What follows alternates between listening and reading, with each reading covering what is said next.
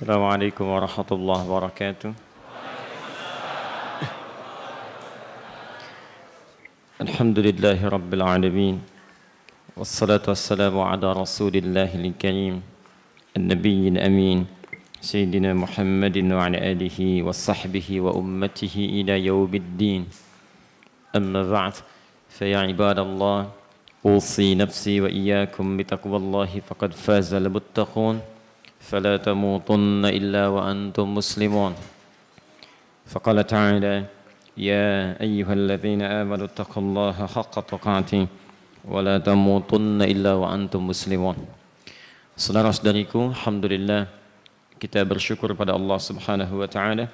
Kita masih diberikan kesempatan oleh Allah untuk beraktivitas, mengisi sisa-sisa kehidupan kita selama mencari bekal di dunia ini untuk kembali menghadap kepada Allah Subhanahu wa taala. Semoga bekal kita sampai dengan siang hari ini diterima oleh Allah Subhanahu wa taala sebagai amal soleh yang diikhlaskan hanya karena Allah. Di dalam Al-Qur'an, orang ikhlas itu terbagi pada dua bagian. Ada orang yang masih berusaha untuk ikhlas, usahanya disebut dengan mukhlis namanya, mukhlis. Jamaknya disebut dengan mukhlisin.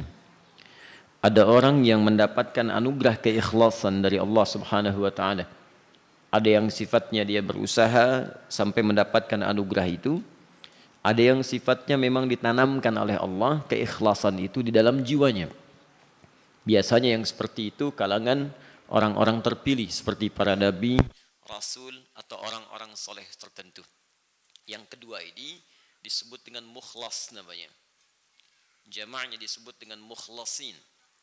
Golongan ini yang bila sudah mendapatkan anugerah keikhlasan dari Allah, dia tidak bisa ditembus oleh setan. Bukan tidak digoda, jadi setan menggoda, tapi setan sendiri mengatakan tak mampu, sulit menembusnya. Dia punya benteng di sekitarannya, benteng keikhlasan itu. Yaitu yang nanti turunnya Quran surah ke-15, surah Al-Hijr, surah benteng.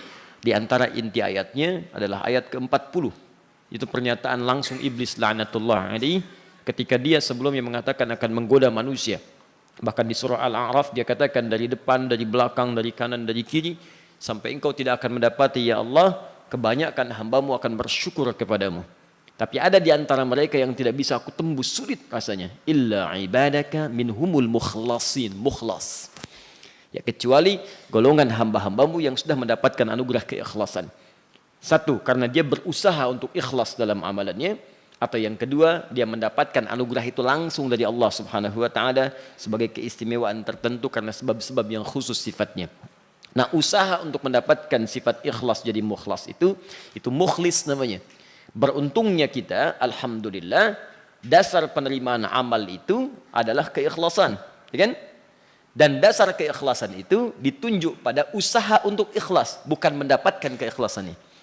Karena itu setiap kita berusaha ikhlas, walaupun belum sampai ke taraf ikhlasnya, setiap berusaha, disitulah pahala dituliskan.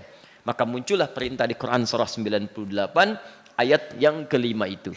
Ya, surah Al-Bayyinah ayat kelima. Wa ma umiru illa liya'budullaha mukhlishina lahuddin. Perhatikan betapa detilnya diksi, ya pilihan kata Al-Quran. Kalau Allah katakan illa mukhlasin, awas hati-hati. Wa ma umiru illa liya'budullaha mukhlasin, itu artinya sulit orang beramal diterima. Kecuali memang sudah mendapatkan keikhlasan dalam jiwanya. Tapi beruntungnya kita, setiap kita akan beribadah, berusaha untuk ikhlas, menghindarkan diri dari riya, ya menghindarkan diri dari sum'ah, ingin didengar orang, ingin dilihat orang misalnya, kita berusaha, maka seketika dituliskan pahalanya oleh Allah Subhanahu wa taala.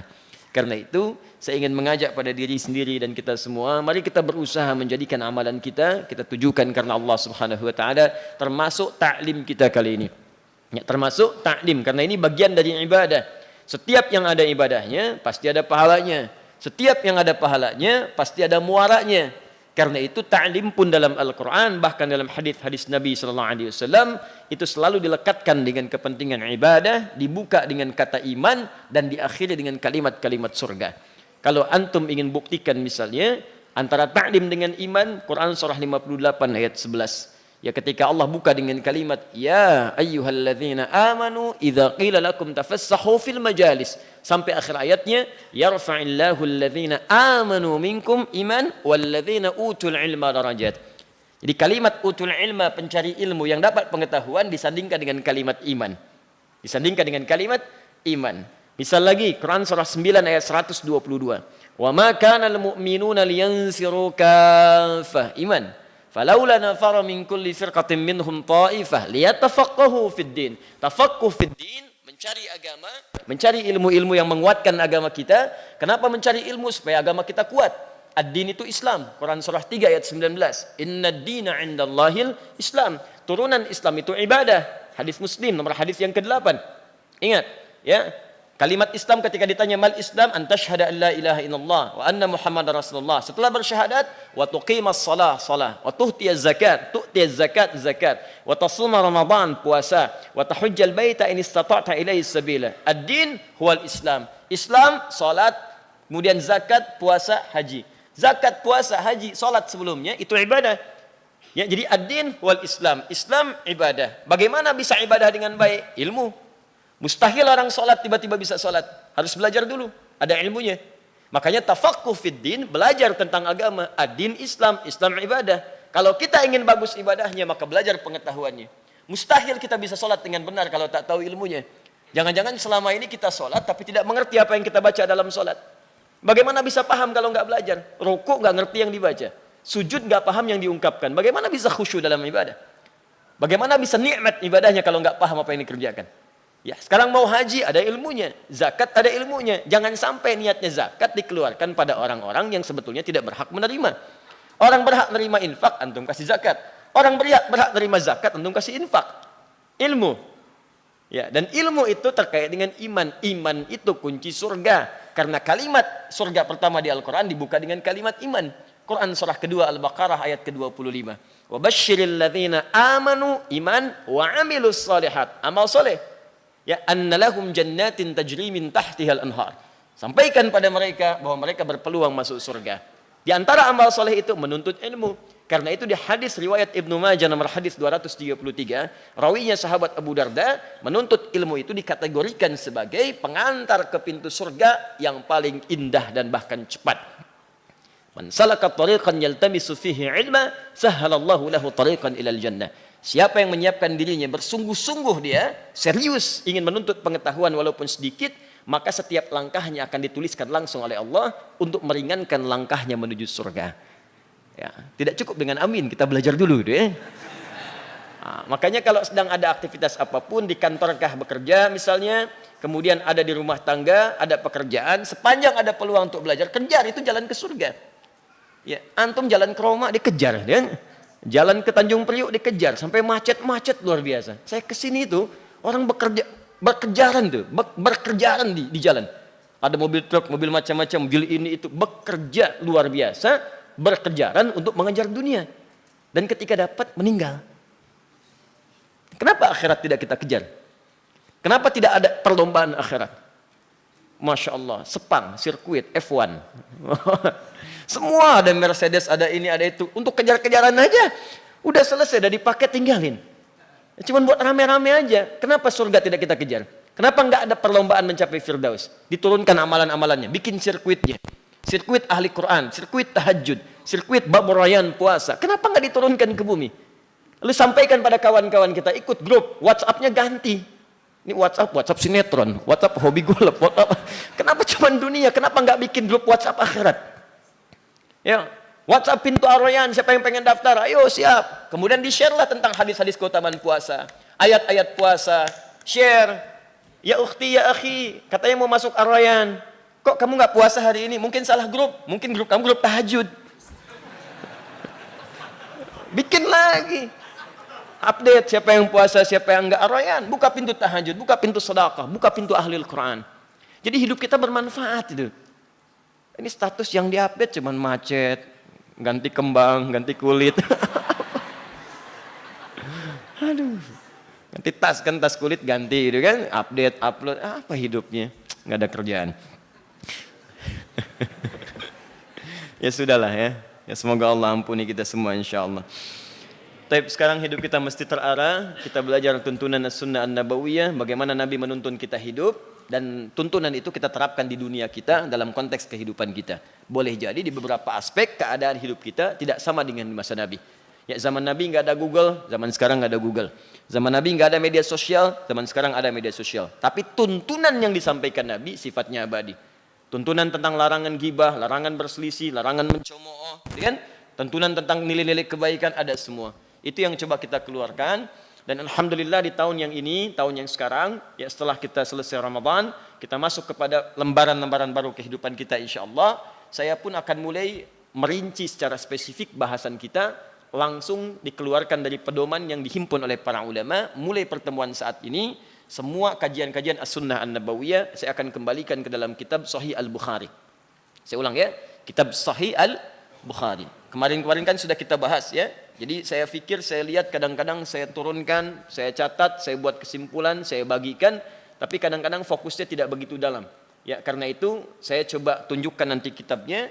Nanti teman-teman juga bisa dapatkan itu, dicari masing-masing. Jadi setiap ada kajian di tempat ini, patokan bimbingan kehidupan nabinya terfokus pada kitab Sahih Al-Bukhari. Ada 97 bab, 97 pembahasan yang nanti satu persatu kita akan bahas. Ya, di situ nanti ada tentang iman, tentang ilmu, tentang rumah tangga, tentang sakit, kalau sakit bagaimana cara obatnya mendapatkan dari Allah Subhanahu wa taala kesembuhannya, dan seterusnya sampai 97 pembahasan. Ya, sepakat sampai di sini? Insyaallah ya. Ini saya bawakan yang aslinya, ini contohnya supaya nanti ada acuan. Ya, ini masih asli ya. Bahasa Arab tentunya ya. Ya, karena Nabi tidak bisa bahasa Indonesia dan Imam Al-Bukhari juga nggak bisa bahasa Indonesia. Dan ini saya contohkan ini di antara kitabnya, banyak nanti jilidnya. Ada yang terjemahan bahasa Indonesia supaya teman-teman juga bisa mendapatkan di situ perbandingan terjemahannya. Kemudian nanti dibawa, silahkan supaya mudah untuk jadi rujukan dan pelajaran. Ini yang saya bawakan agak lengkap. Jadi dari mulai profil Imam Al-Bukhari-nya sampai ke contoh manuskripnya. Jadi ini manuskripnya, ini manuskrip Sahih Al-Bukhari dulu seperti ini. Ya, ya di belakang kelihatan. Ya tidak nggak apa-apa, emang tidak semua harus kelihatan ya. Nah ini seperti ini. Jadi nanti ada sanad-sanad keilmuannya, tapi nanti kita akan fokus pada bahasan isinya. Kenapa saya memilih untuk Sahih Al-Bukhari untuk bahasan kita saat ini? Pertama, karena beliau sendiri menyantumkan judul kitabnya sebagai rangkuman dari semua petunjuk kehidupan Nabi SAW secara umum. Langsung diberikan judul oleh beliau. Karena itu saya sering katakan kalau belajar kitab, usahakan bahas judul dulu, jangan langsung bahas isi. Karena setiap alim, ulama yang menuliskan kitab, itu judulnya ada maknanya yang terkait dengan isi kitabnya. Ya, kata beliau, Al-Jami' As-Sahih Al-Musnad Al-Mukhtasar min umuri Rasulillah sallallahu alaihi wasallam wa sunanihi wa ayyamihi. Al-Jami', kitab saya ini isinya insyaallah komprehensif. Awas, menghimpun semua hal-hal yang terkait dengan kegiatan Nabi sallallahu alaihi wasallam. As-Sahih isinya saya pastikan benar. Musnad bersumber dari Nabi. Jadi saya teliti, kata beliau, selama hidup saya, sebagian besar saya kemudian jadikan untuk meneliti semua informasi yang bersumber dari Nabi. Dari mulai Nabi bangun tidur sampai tidur lagi. Seperti apa aktivitas yang beliau kerjakan. Ya. Setelah itu, Al-Mukhtasar, isinya itu tidak bertele-tele, singkat. Jadi ini indah nih. Di kitab ini, Al-Quran dulu dikeluarkan. Al-Qurannya apa? Baru keterangan Nabinya. Al-Qurannya apa? Keterangan Nabinya. Kalau beliau butuhkan untuk dijelaskan, jelaskan dengan singkat. Jadi di sini berhimpun keterangan Al-Quran ayat-ayatnya plus penjelasan hadisnya. Nanti kita akan lihat. Misalnya nanti kita akan bicara tentang iman. Ayatnya pasti di Quran tentang iman. Turunkan ayatnya. Setelah itu bagaimana keterangan Nabinya, cara menguatkan iman dan dijaga supaya enggak turun. Saya sering kali dapat pertanyaan begini, Ustadz, bagaimana menjaga iman supaya naik dan tidak turun? Karena iman saya ini kadang-kadang naik turun, kayak lift. Ya, yang saya aneh itu begini, sudah naik, kenapa diturunkan? Itu masalahnya. Ya, naik turun, sudah naik kenapa turun? Nanti di sini ada rumusnya. Tapi sebelum masuk ke hadisnya, ayatnya diturunkan dulu. Ini ayat Qurannya, ini hadisnya.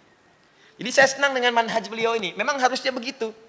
Misal saya sering katakan begini, ibu-ibu rumah tangga, kenapa tidak diturunkan ayat-ayat Al-Quran menjadi ibu rumah tangga yang Qurani? Setelah itu keluarkan hadisnya. Kan jelas cara hidupnya.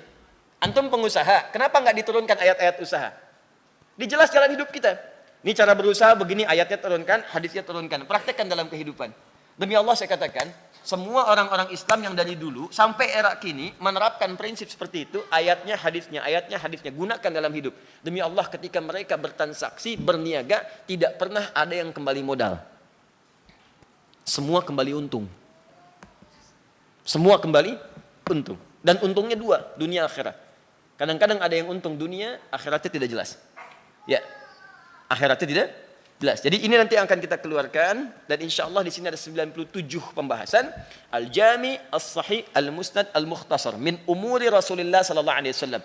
Dari hampir semua perkara-perkara, kegiatan-kegiatan yang terkait dengan aktivitas Rasulullah sallallahu alaihi wasallam. Jadi di sini dihimpun nanti dari mulai yang sederhana sampai dengan yang kompleks, wa sunanihi wa ayyamihi, dan sunnah-sunnah yang bisa kita ikuti, juga kegiatan-kegiatan harian Nabi sallallahu alaihi wasallam. Bagaimana Nabi kalau makan, tangan mana yang digunakan? Kalau tiba-tiba yang menggunakan kanan, saya kidal seperti apa ya Allah ya Rasulullah. Kemudian apa yang harus dikatakan saat akan makan? Apakah baca bismillah, bismillahirrahmanirrahim, atau Allahumma barik lana, dan seterusnya. Nanti kita akan temukan. Bagaimana kalau akan berpakaian? Doanya seperti apa? Hati-hati. Hal-hal yang sederhana, tapi kalau tidak Anda kerjakan, kehilangan keberkahan dan pahala di dalamnya. Baik, sekarang kita akan mulai bahasan ini pada bagian yang sangat penting, dan kita akan mulai dengan izin Allah Subhanahu wa taala pada Kitabul Iman, pembahasan tentang iman, isinya 57 hadis. Saya mohon izin langsung kepada inti bahasan karena waktu kita sangat terbatas di ketemuan siang hari ini, dan saya berhenti coba di 2/4 nanti supaya kalau ada tanya jawab antum bisa sampaikan dan kita bisa diskusikan dengan izin Allah Subhanahu wa taala. Sepakat insyaallah? Baik. Bismillahirrahmanirrahim. Kitabul Iman, pembahasan tentang iman. Saya agak lambatkan sedikit karena kita akan mulai pada bahasan intinya. Kitabul Iman ini sebetulnya pembahasan kedua di kitab Sahih Al-Bukhari. Pembahasan pertamanya adalah kitab Bad'ul Wahyi. Kitab tentang permulaan diturunkannya wahyu. Kenapa saya tidak bahas ini bagian pertama? Kita tidak membahasnya karena kita sudah meyakini tentang kerasulan Nabi Muhammad sallallahu alaihi wasallam yang sudah jelas sifat Rasul itu menerima wahyu dari Allah Subhanahu wa taala. Atau maaf, barangkali ada yang belum yakin kalau Nabi Muhammad itu Rasul, boleh angkat tangan. Tidak ada, jelas ya? Baik, Nabi menerima wahyu. Karena itu nanti di kitab Bad'ul Wahyi dibuka dengan firman Allah Subhanahu wa taala, Al-Qur'an surah keempat An-Nisa ayat 163. Yang paling kiri sebelah atas. Inna auhayna ilaika kama auhayna ilan nabiyyina mim ba'd ila nuhin wan nabiyyina mim ba'di. Muhammad sallallahu alaihi wasallam, kami telah memberi wahyu kepadamu seperti kami berikan wahyu kepada Nabi Nuh alaihissalam dan nabi-nabi setelahnya. Itu langsung keterangan dari Allah yang menegaskan bahwa Muhammad sallallahu alaihi wasallam adalah seorang rasul yang diberikan wahyu seperti rasul pertama Nuh alaihissalam diberikan wahyu dan nabi-nabi setelahnya. Jadi keterangan ini menunjukkan pesan bahwa setiap orang yang punya status sebagai rasul mesti punya wahyu. Itu kalimat Allah. Jelas ya? Setiap orang yang punya status sebagai rasul mesti punya apa? Wahyu. Sejak rasul pertama yaitu Nabi Nuh alaihissalam sampai ke Nabi Muhammad sallallahu alaihi wasallam. Perhatikan bahasa Al-Qur'annya indah sekali. Di rasul pertama siapa? Nabi Nuh. Rasul terakhir siapa? Nabi Muhammad. Inna auhayna ilaika, awas, kami wahyukan kepadamu Muhammad SAW, diangkat jadi rasul. Kama auhayna ila Nuhin wan nabiyina min ba'di. Seperti kami wahyukan pada Nuh rasul pertama dan nabi-nabi setelahnya. Jadi ingat, kalau Nabi Adam artinya bukan rasul. Nabi bukan rasul. Karena rasul diberikan wahyu risalah untuk berdakwah kepada umatnya. Nabi Adam siapa umatnya? Karena saat turun baru ada beliau dengan istrinya. Jelas ya? Jelas. Jadi beliau nabi. Rasul pertama siapa? Nabi Nuh. Rasul terakhir Nabi Muhammad sallallahu alaihi wasallam. Ya, Muhammad sallallahu alaihi wasallam bin Abdullah bin Abdul Muttalib bin Hashim bin Abdul Manaf bin Qusay bin Murrah bin Kilab bin Ka'ab bin Ghalib bin Fihr bin Malik bin Nadar bin Kinana bin Khuzaimah bin Mudrika bin Ilyas bin Nizar bin Mudar bin Ma'ad bin Addan bin Adi bin Adri bin Muqawwam bin Nahur bin Tarikh bin Ya'rub bin Yasub bin Nabit bin Ismail alaihissalam bin Ibrahim alaihissalam bin Azar bin Nahur bin Abil bin Kinan bin Rafahsyad bin Sam bin Nuh alaihissalam. Langsung nyambung ke Nabi Nuh alaihissalam. Ya, coba ulangi. Ya, jadi Nabi Adam sampai ke Nabi Muhammad sampai ke Nabi Nuh alaihissalam. Dia rasul pertama siapa? Nabi Nuh. Yang terakhir siapa? Nabi Muhammad sallallahu alaihi wasallam. Jadi di sini ada dua pelajaran sebentar sebelum masuk ke kitab iman. Ada dua pelajaran. Pelajaran pertama, Allah ingin menegaskan rasul pertama Nabi Nuh, rasul terakhir siapa? Nabi Muhammad sallallahu alaihi wasallam. Jadi ini isyarat yang sangat dalam sekali. Bahwa sebelum Nabi Nuh tidak ada Rasul, Nabi ada Adam alaihissalam, Rasul Nabi Nuh. Setelah Nabi Muhammad pun tidak akan ada Nabi dan Rasul lagi. Karena beliau terakhir. Sederhana, Al-Quran memberi isyarat, kamu yang terakhir saya beri wahyu, kata Allah. Sebelum kamu ada, yang pertama Nuh, setelah itu Nabi-Nabi sampai ke kamu. Allah langsung yang nyampaikan. Kalau ada hidayat yang sampaikan, Anda boleh ragu. Tapi kalau Allah yang sampaikan, la raiba fi dzalikal kitabu la raiba fi, kata Allah, nggak ada nabi setelah Muhammad sallallahu alaihi wasallam. Sebetulnya selesai. Yang tidak pernah selesai itu ketika ada orang datang ngaku nabi baru, selalu ada pengikutnya. Itu masalahnya. Padahal kalau kita ngacu ke Al-Quran selesai, nggak ada nabi setelah Nabi Muhammad selesai. Bahkan Nabi pun menegaskan dengan kalimatnya, la nabiyya ba'di, nggak akan ada nabi setelah saya. La-nya nafi. Ingat, la-nya nafi. Nafi menafikan, selesai. Gak ada nabi setelah saya. Awas, hati-hati. Nafi itu bisa dua dalam loghah. Menafikan informasi, tapi dalam agama bisa menafikan keimanan. Artinya kalau ada yang mengakui ada nabi setelah Nabi Muhammad SAW, maka imannya dinafikan oleh Nabi SAW. Ditolak keimanannya oleh Nabi. Tidak ada nabi setelah saya. Jadi kalau ada orang mengaku nabi, selesai. Gak usah buang-buang energi, waktu, sampai tulis berita, sampai macam-macam. Gak usah, udah gak ada. Tinggalin aja. Entar juga sepi sendiri. Ini karena banyak diangkut, banyak diangkat, banyak macam-macam, akhirnya banyak bermunculan. Ya, terakhir kan di Garut nabinya. Ya kan? Ya. Saya tuh kalau diskusi dengan MUI di Jawa Barat, itu selalu beritanya. Bayangkan di Jawa Barat itu setiap bulan, hampir setiap bulan ada nabi baru. Terakhir di Garut tuh ya, saya nggak usah sebut nama lah gitu kan. Setelah kemudian dicek ternyata sakit jiwa. Anda bayangkan, nabinya sakit jiwa, bagaimana umatnya gitu. Nah, udahlah gitu ya, mudah-mudahan bisa selesai. Jelas ya? Itu yang pertama. Yang kedua, setiap orang yang mengaku nabi mesti punya sanad wahyu. Sanad wahyu. Ya, ada langsung pengakuan dari Allah Subhanahu wa taala. Nah, yang mau saya sampaikan begini, nanti diterangkanlah di bab pertama ini tentang ciri-ciri wahyu. Supaya nanti kalau ada yang ngaku-ngaku nabi tinggal ditanya, wahyunya ente dari mana? Bagaimana caranya? Maka dijelaskan di bagian pertama kitab Bad'il Wahyi. Begini turunan-turunan wahyu. Cuman kalau kita kan udah yakin Nabi Muhammad Rasul yang terakhir, beliau diberikan wahyu, jadi gak perlu diterangkan pun udah yakin. Cuman ini kenapa diterangkan oleh Imam Al-Bukhari di bab yang pertama, untuk menunjukkan dua hal. Jika tetap ada yang mengaku-ngaku, tanya mana wahyu Anda, dan kalau tidak sesuai dengan yang seperti ini, sudah tepikan mereka. Jelas? Tapi kalau nggak mau repot-repot, ambil kalimat Nabi, la nabiyya ba'di, nggak ada nabi setelah saya.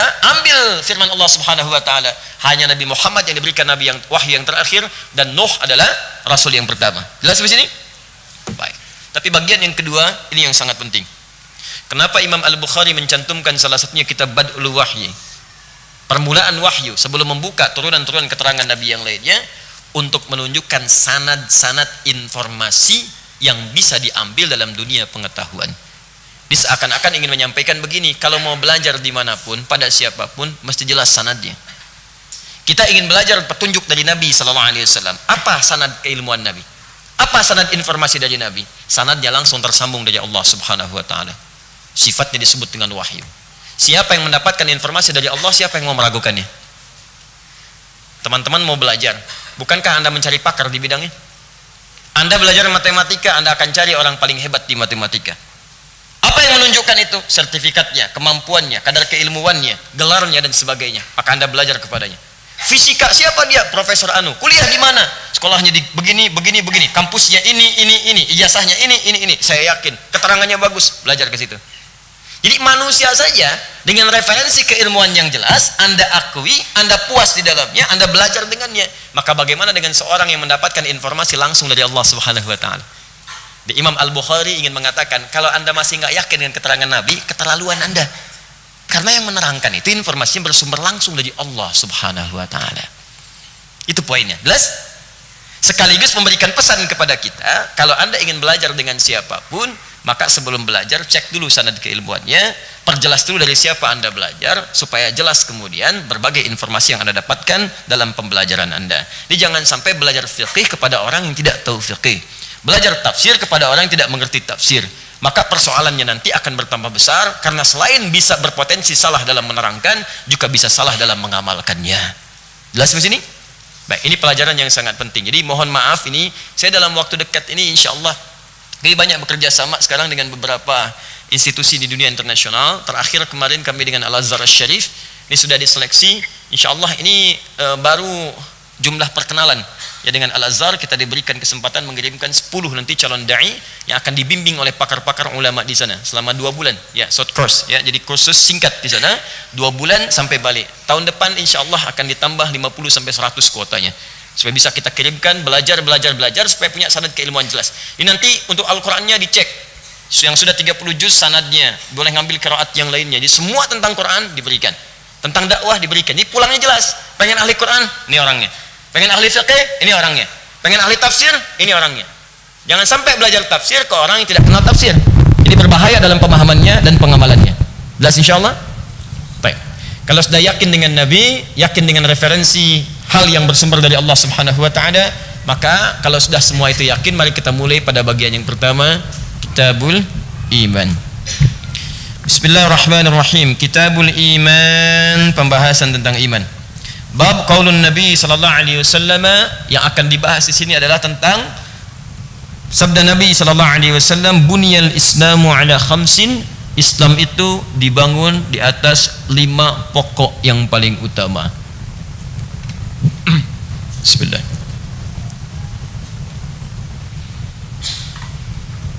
Bunyan, bentuk pasif dari kata bana. Ini saya turunkan dulu pengetahuan bahasanya, filologinya. Saya akan pelan-pelan sebentar. Mohon izin ya, kalau belajar dengan saya mesti sabar ya, karena tipikal saya itu selalu membahas sesuatu, bahkan setiap hurufnya sampai ke kedalamannya, sampai paham betul. Jadi saya tidak suka menerangkan sesuatu, ya intinya begitulah. Apa puasa itu? Ya intinya pengendalian diri gitu ya. Misalnya, ya bagus memang bisa kita amalkan, tapi saya lebih senang menurunkan secara jelas. Misalnya kenapa di dalam Al-Quran puasa diungkapkan dengan kata asyam, bukan asyab, asyam ya, asyam ya. Kenapa disebutkan 9 kali? Kenapa ada kata saum tidak pakai alif lam, cuman sekali disebutkan? Nah, itu turunkan dulu ya. Di sini kita akan bahas bab qaulin Nabi sallallahu alaihi wasallam, bab tentang sabda Nabi sallallahu alaihi wasallam, bunyal islamu ala khamsin. Jadi bunya bentuk pasif dari kata bana ya, ba, nun, ini alif. Jelas ya? Kalau dipasifkan ini jadi ya. Nah, yang begini ya, yang begini alif. Ingat ya, awas, ini penting sekali. Ain, lam, baca ini ala. Kalau pakai titik 2, ali. Jelas ya? Dia ada ali, ada ala. Apa bedanya? Yang satu A, yang satu I, gitu aja ya. Ala atas di huruf jar, ali nama orang. Lihat sini. Ini bana, bunia, nanti turunannya lagi ke bawahnya ada bani misalnya. Turunan. Ada bunai, dari ibnun jadi bunai. Awas, walaupun tidak seakar katanya, tapi sama jumlah hurufnya. Dalam ilmu bahasa Arab, setiap huruf-huruf yang dibangun dengan huruf yang sama, itu selalu punya korelasi dan relevansi dari persamaan akar katanya. Ya, ada ketersambungan, ada hubungan satu dengan yang lainnya. Perhatikan sini. Bunia, bana, bunai, bani, itu semuanya pada asalnya bermakna sesuatu yang dasar, yang pokok. Dasar. Pokok, awal.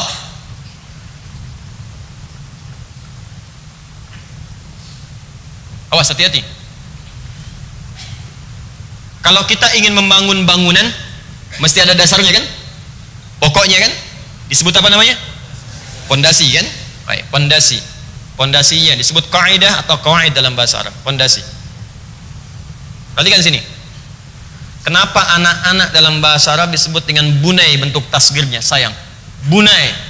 Turunnya disebut bani.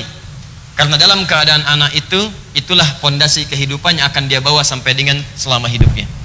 Jadi kalau dari dasarnya dia kuat mendengar yang baik-baik, maka selama hidupnya dia akan bicara yang baik-baik. Kalau dia diperlihatkan yang baik-baik, maka selama hidupnya dia akan mencoba menatap yang baik-baik. Jadi kalau dasar anak ini dari kecil dia sudah diberikan pondasi yang kuat untuk mengenal yang baik, maka selama dewasanya pun akan baik. Makanya kalau Anda mencari hadis di rumah tangga tentang pendidikan anak, itu pasti Anda temukan dari sejak kecil dalam Islam yang diajarkan pertama kali pasti sholat. Silakan cek. As-salatu imaduddin. Sholat itu tiang agama.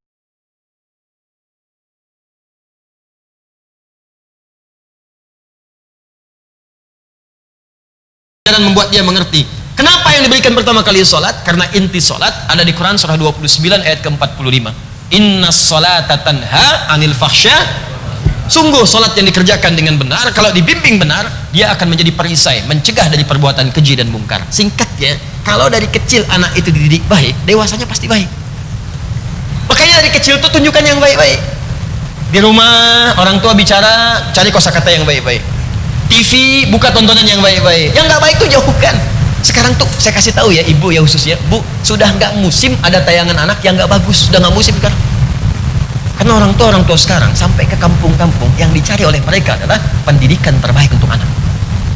Demi Allah saya katakan, saya hampir tiap hari kedatangan orang tua bawa anak-anak yang ternyata Allahu Akbar, saya banyak memuji Allah, rata-rata membawa anaknya sudah dalam keadaan hafal Quran 30 juz. Dari kampung-kampung. Sudah dengan nomornya, halamannya, macam-macamnya, bahkan ada yang pengen pindah dengan segala rupanya. Saya suka bertanya, jadi kalau orang sudah berlomba dari daerah begini, di mana orang-orang yang merasa jadi orang kota? Dan di mana dia di hadapan Allah Subhanahu wa taala? Ayo cari yang baik-baik, kumpulkan, karena itu dasarnya. Kalau dasarnya sudah bagus, ngelihat yang bagus, dengar yang bagus, dewasanya, apapun profesinya, dokterkah dia, maaf, pengajarkah dia, pengusahakah dia, pejabatkah dia, dia pasti akan terbiasa mengerjakan yang baik dalam kehidupannya. Bangunan yang baik hanya akan tumbuh, berkembang dan kuat dengan fondasi yang kuat dan baik. Itu maksudnya kenapa anak-anak sering dipanggil dalam Al-Quran dengan panggilan bunai. Ya bunayya, ya bunayya, ya bunayya, aqimis shalah, ya bunayya, inni ara fil manam. Bukan sekedar memanggil panggilan sayang dengan bentuk tasghir, tapi memberikan pendidikan pada orang tua selama mereka kecil, berikan pendidikan yang terbaik. Jelas ya? Coba pulang ke rumah tanyakan. Nah, pernah dengar sahabat Abu Bakar? Pernah dengar sahabat Ali? Pernah dengar Ibnu Abbas? Siapa itu Ibnu Abbas mah? Yang suka pakai tayo.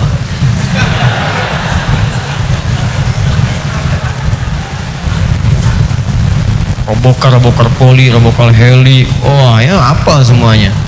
Doraemon, Pokemon yang dulu Satya Baja Hitam, ya kan? Pedang matahari, wah tendangan matahari, pokoknya ada semua lah, tendangan maut. Dah kembali sini. Fokus. Dalam Islam, ini dalam rumah tangga. Dalam Islam pembahasan pertama tadi tentang pembahasan iman, Kitabul Iman akan membahas tentang pokoknya hadis Nabi, bunyal Islam. Kalimat bana dipasifkan jadi bunya, disandingkan dengan kata Islam. Al-Islam. Hati-hati. Di rumah tangga ada dasar, dasarnya bagus, anak tumbuh jadi bagus. Dalam Islam pun, dalam keagamaan yang kita anut, kita peluk, ada pokok, ada dasar. Yang kalau dasarnya bagus, maka baguslah keislaman seseorang dan kuatlah bangunan keislaman yang dia telah tenun. Artinya, kalau ditanya, apa agamamu? Islam.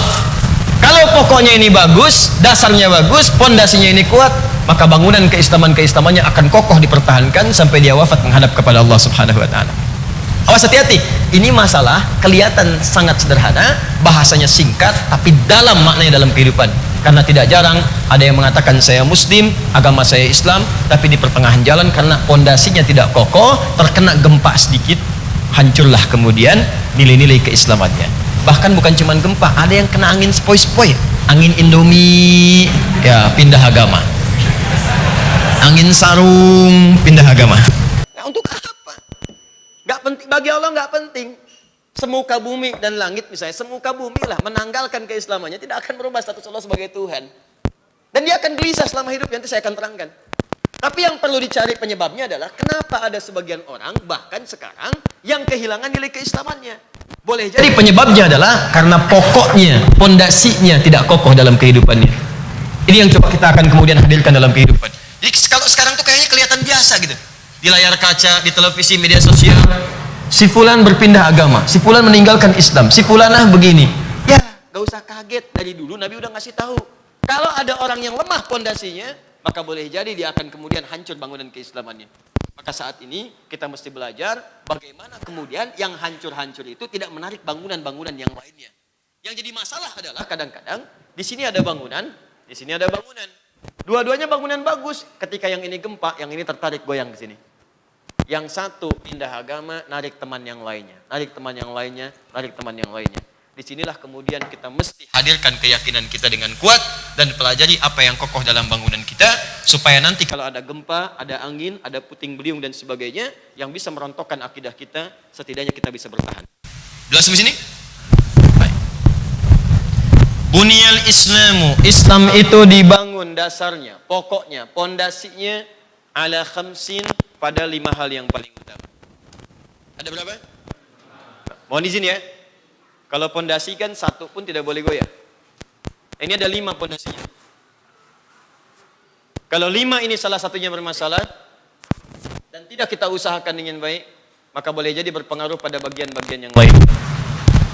Bab pertama ini, 5 pondasi ini akan dijelaskan langsung oleh Nabi, dihimpun oleh Imam Al-Bukhari pada 57 hadis utama. 57 hadis ini akan berbicara tentang 5 pokok utama yang menjadi pondasi keimanan dan keislaman kita di hadapan Allah Subhanahu wa taala. Jadi kalau Anda ingin menguatkan yang 5 pokok pondasi ini, maka belajarlah 57 hadis ini. 57 hadis ini akan terkait erat dengan 5 pokok yang akan kita bahas pada pondasi keislaman. Jelas sampai di sini? Kalau sudah di sini jelas highlightnya, saya akan bahas secara detail sekarang dengan terperinci. Yuk kita pelan-pelan, di sini akan dimulai kajian detail kita. Yang tadi baru highlight saja. Bismillah.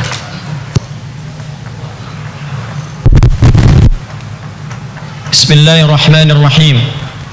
Kitabul Iman. Saya tulis.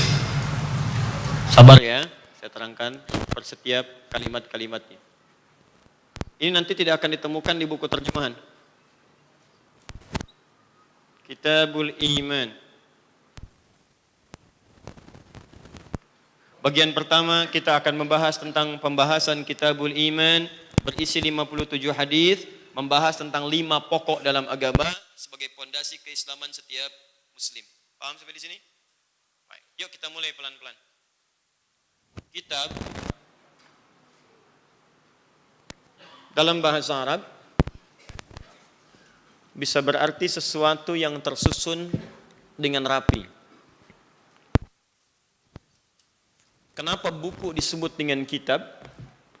Karena sesuatu dinamakan buku bila tersusun dengan rapi. Dari halaman pertama sampai dengan halaman akhirnya. Kenapa Al-Quran juga disebut dengan Al-Kitab? Karena Al-Quran disusun secara sempurna, rapi, dari mulai Al-Fatihah sampai dengan An-Nas. Bahkan tidak ada satu huruf pun yang kemudian hilang dari sejak zaman Nabi sampai sekarang. Tidak ada satu bacaan pun yang tertukar. Dari dulu alam, alam nashrah, alam nashrah. Dari dulu alif lam mim, alif lam mim. Tidak pernah zaman Nabi, padahal tulisannya sama. Kan zaman Nabi belum ada harakat. Harakat baru muncul nanti di zamannya Khalil bin Ahmad Al-Farahidi, 150 Hijrah. Zaman Nabi itu tulisan sama semua hurufnya, alif, lam, kemudian mim. Dari mana taunya dibaca yang satu alam, yang satu alif lam mim? Dan tidak pernah berubah sampai sekarang. Tidak ada orang baca alam, dzalikal kitabul la raiba fi, enggak ada. Alif lam mim. Alam nashrah laka sadrak, alam tara kaifa fa'ala rabbuka bi ashabil fil. Enggak ada orang baca alif lam mim nashrah laka sadrak, enggak ada. Di luar Quran enggak ada. Semua sama bacaannya. Dari mana taunya? Dari bacaan yang sampai kepada kita yang tidak pernah berubah. Karena jaminan Allah Subhanahu wa ta'ala. Di Quran surah 15 ayat ke-9. Inna nahnu nazzalna dzikra wa inna lahu lahafizun. Kami yang telah turunkan Al-Quran supaya kamu ingat, sadar bahwa Al-Quran itu bersumber dari Allah. Karena itu Allah jaga, tidak akan pernah ada yang berubah dari sejak awal diturunkan sampai kalian kembali kepada Allah Subhanahu wa taala. Allah kasih peringatan, perbandingan untuk mengenalkan kepada Allah. Artinya kalau bukan dari Allah pasti berubah. Silahkan cek, bandingkan dengan kitab-kitab lain yang dianggap sebagai kitab suci. Hadirkan itu, bandingkan dengan Al-Quran. Kapan dia diturunkan, kapan dia dibuat sampai dengan sekarang, ada yang berubah enggak? Minimal perubahan huruf. Dalam bahasa kita saja, semua karya manusia pasti berubah. Coba lihat, ulama tulisannya bagaimana ulama? Oe, oe, o dan e, ini ulama. Ya, ini ulama. Sekarang oe-nya hilang, jadi u. Dulu namanya Udin, oe, d, i, n. Sekarang Udin, tuh. Anda bayangkan? Di semua yang dikaryakan manusia pasti berubah. Saya tanya pada Anda, tulisan Al-Quran dari sejak zaman Abu Jahal sampai Abu Janda sekarang. Lihat, gak ada yang berubah. Alif ya alif, lam ya lam, mim ya mim, sama aja. Walaupun orangnya berganti, walaupun tokohnya berbeda, keadaannya tidak sama. Al-Quran tidak ada yang berubah dari dulu sampai dengan sekarang.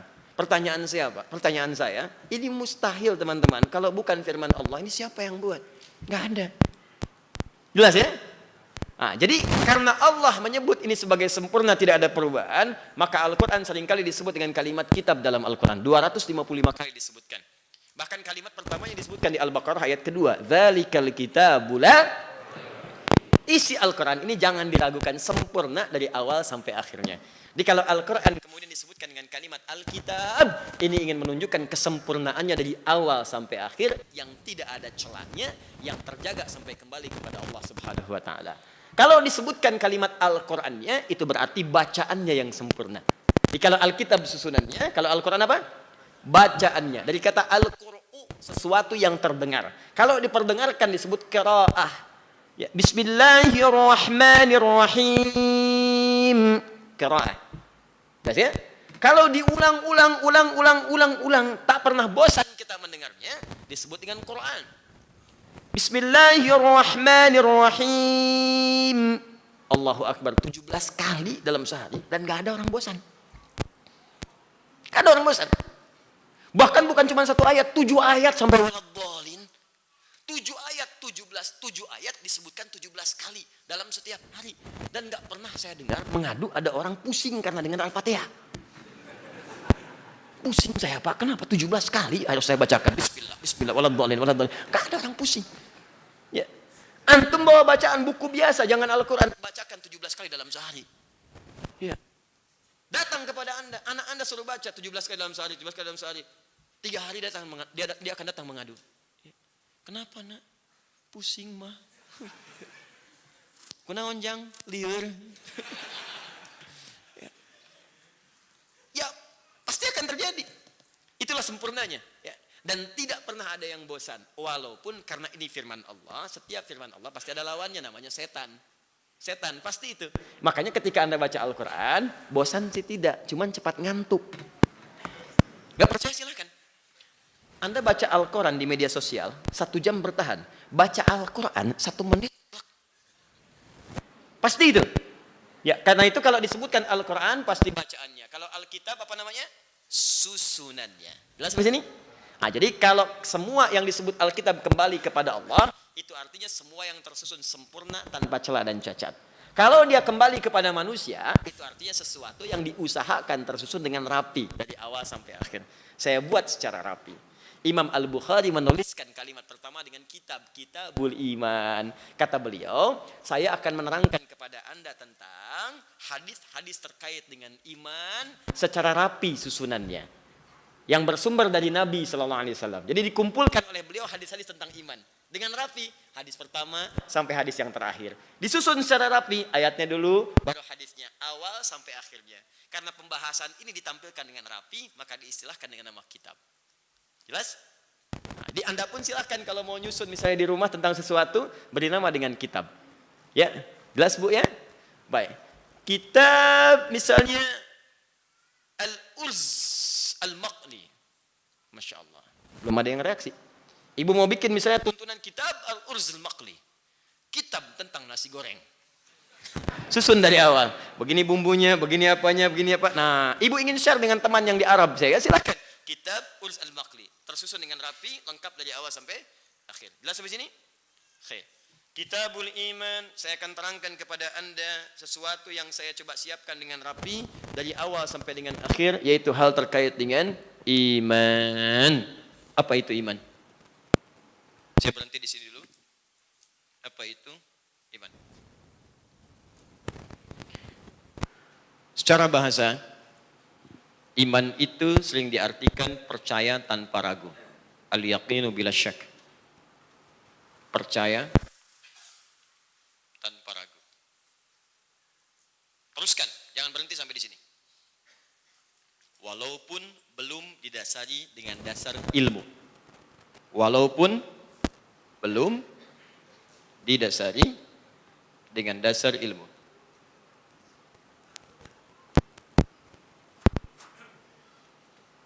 Yakin aja. Coba lihat sini. Ini apa? Spidol. Yakin? Yakin. Ada yang beda pendapat? Mungkin ada yang mengatakan ini kapur? Tidak ya? Kenapa yakin? Karena Anda melihat. Penglihatan itu sumber pengetahuan. Yakin pada yang tampak itu disebut dengan iman, dengan ilmu namanya.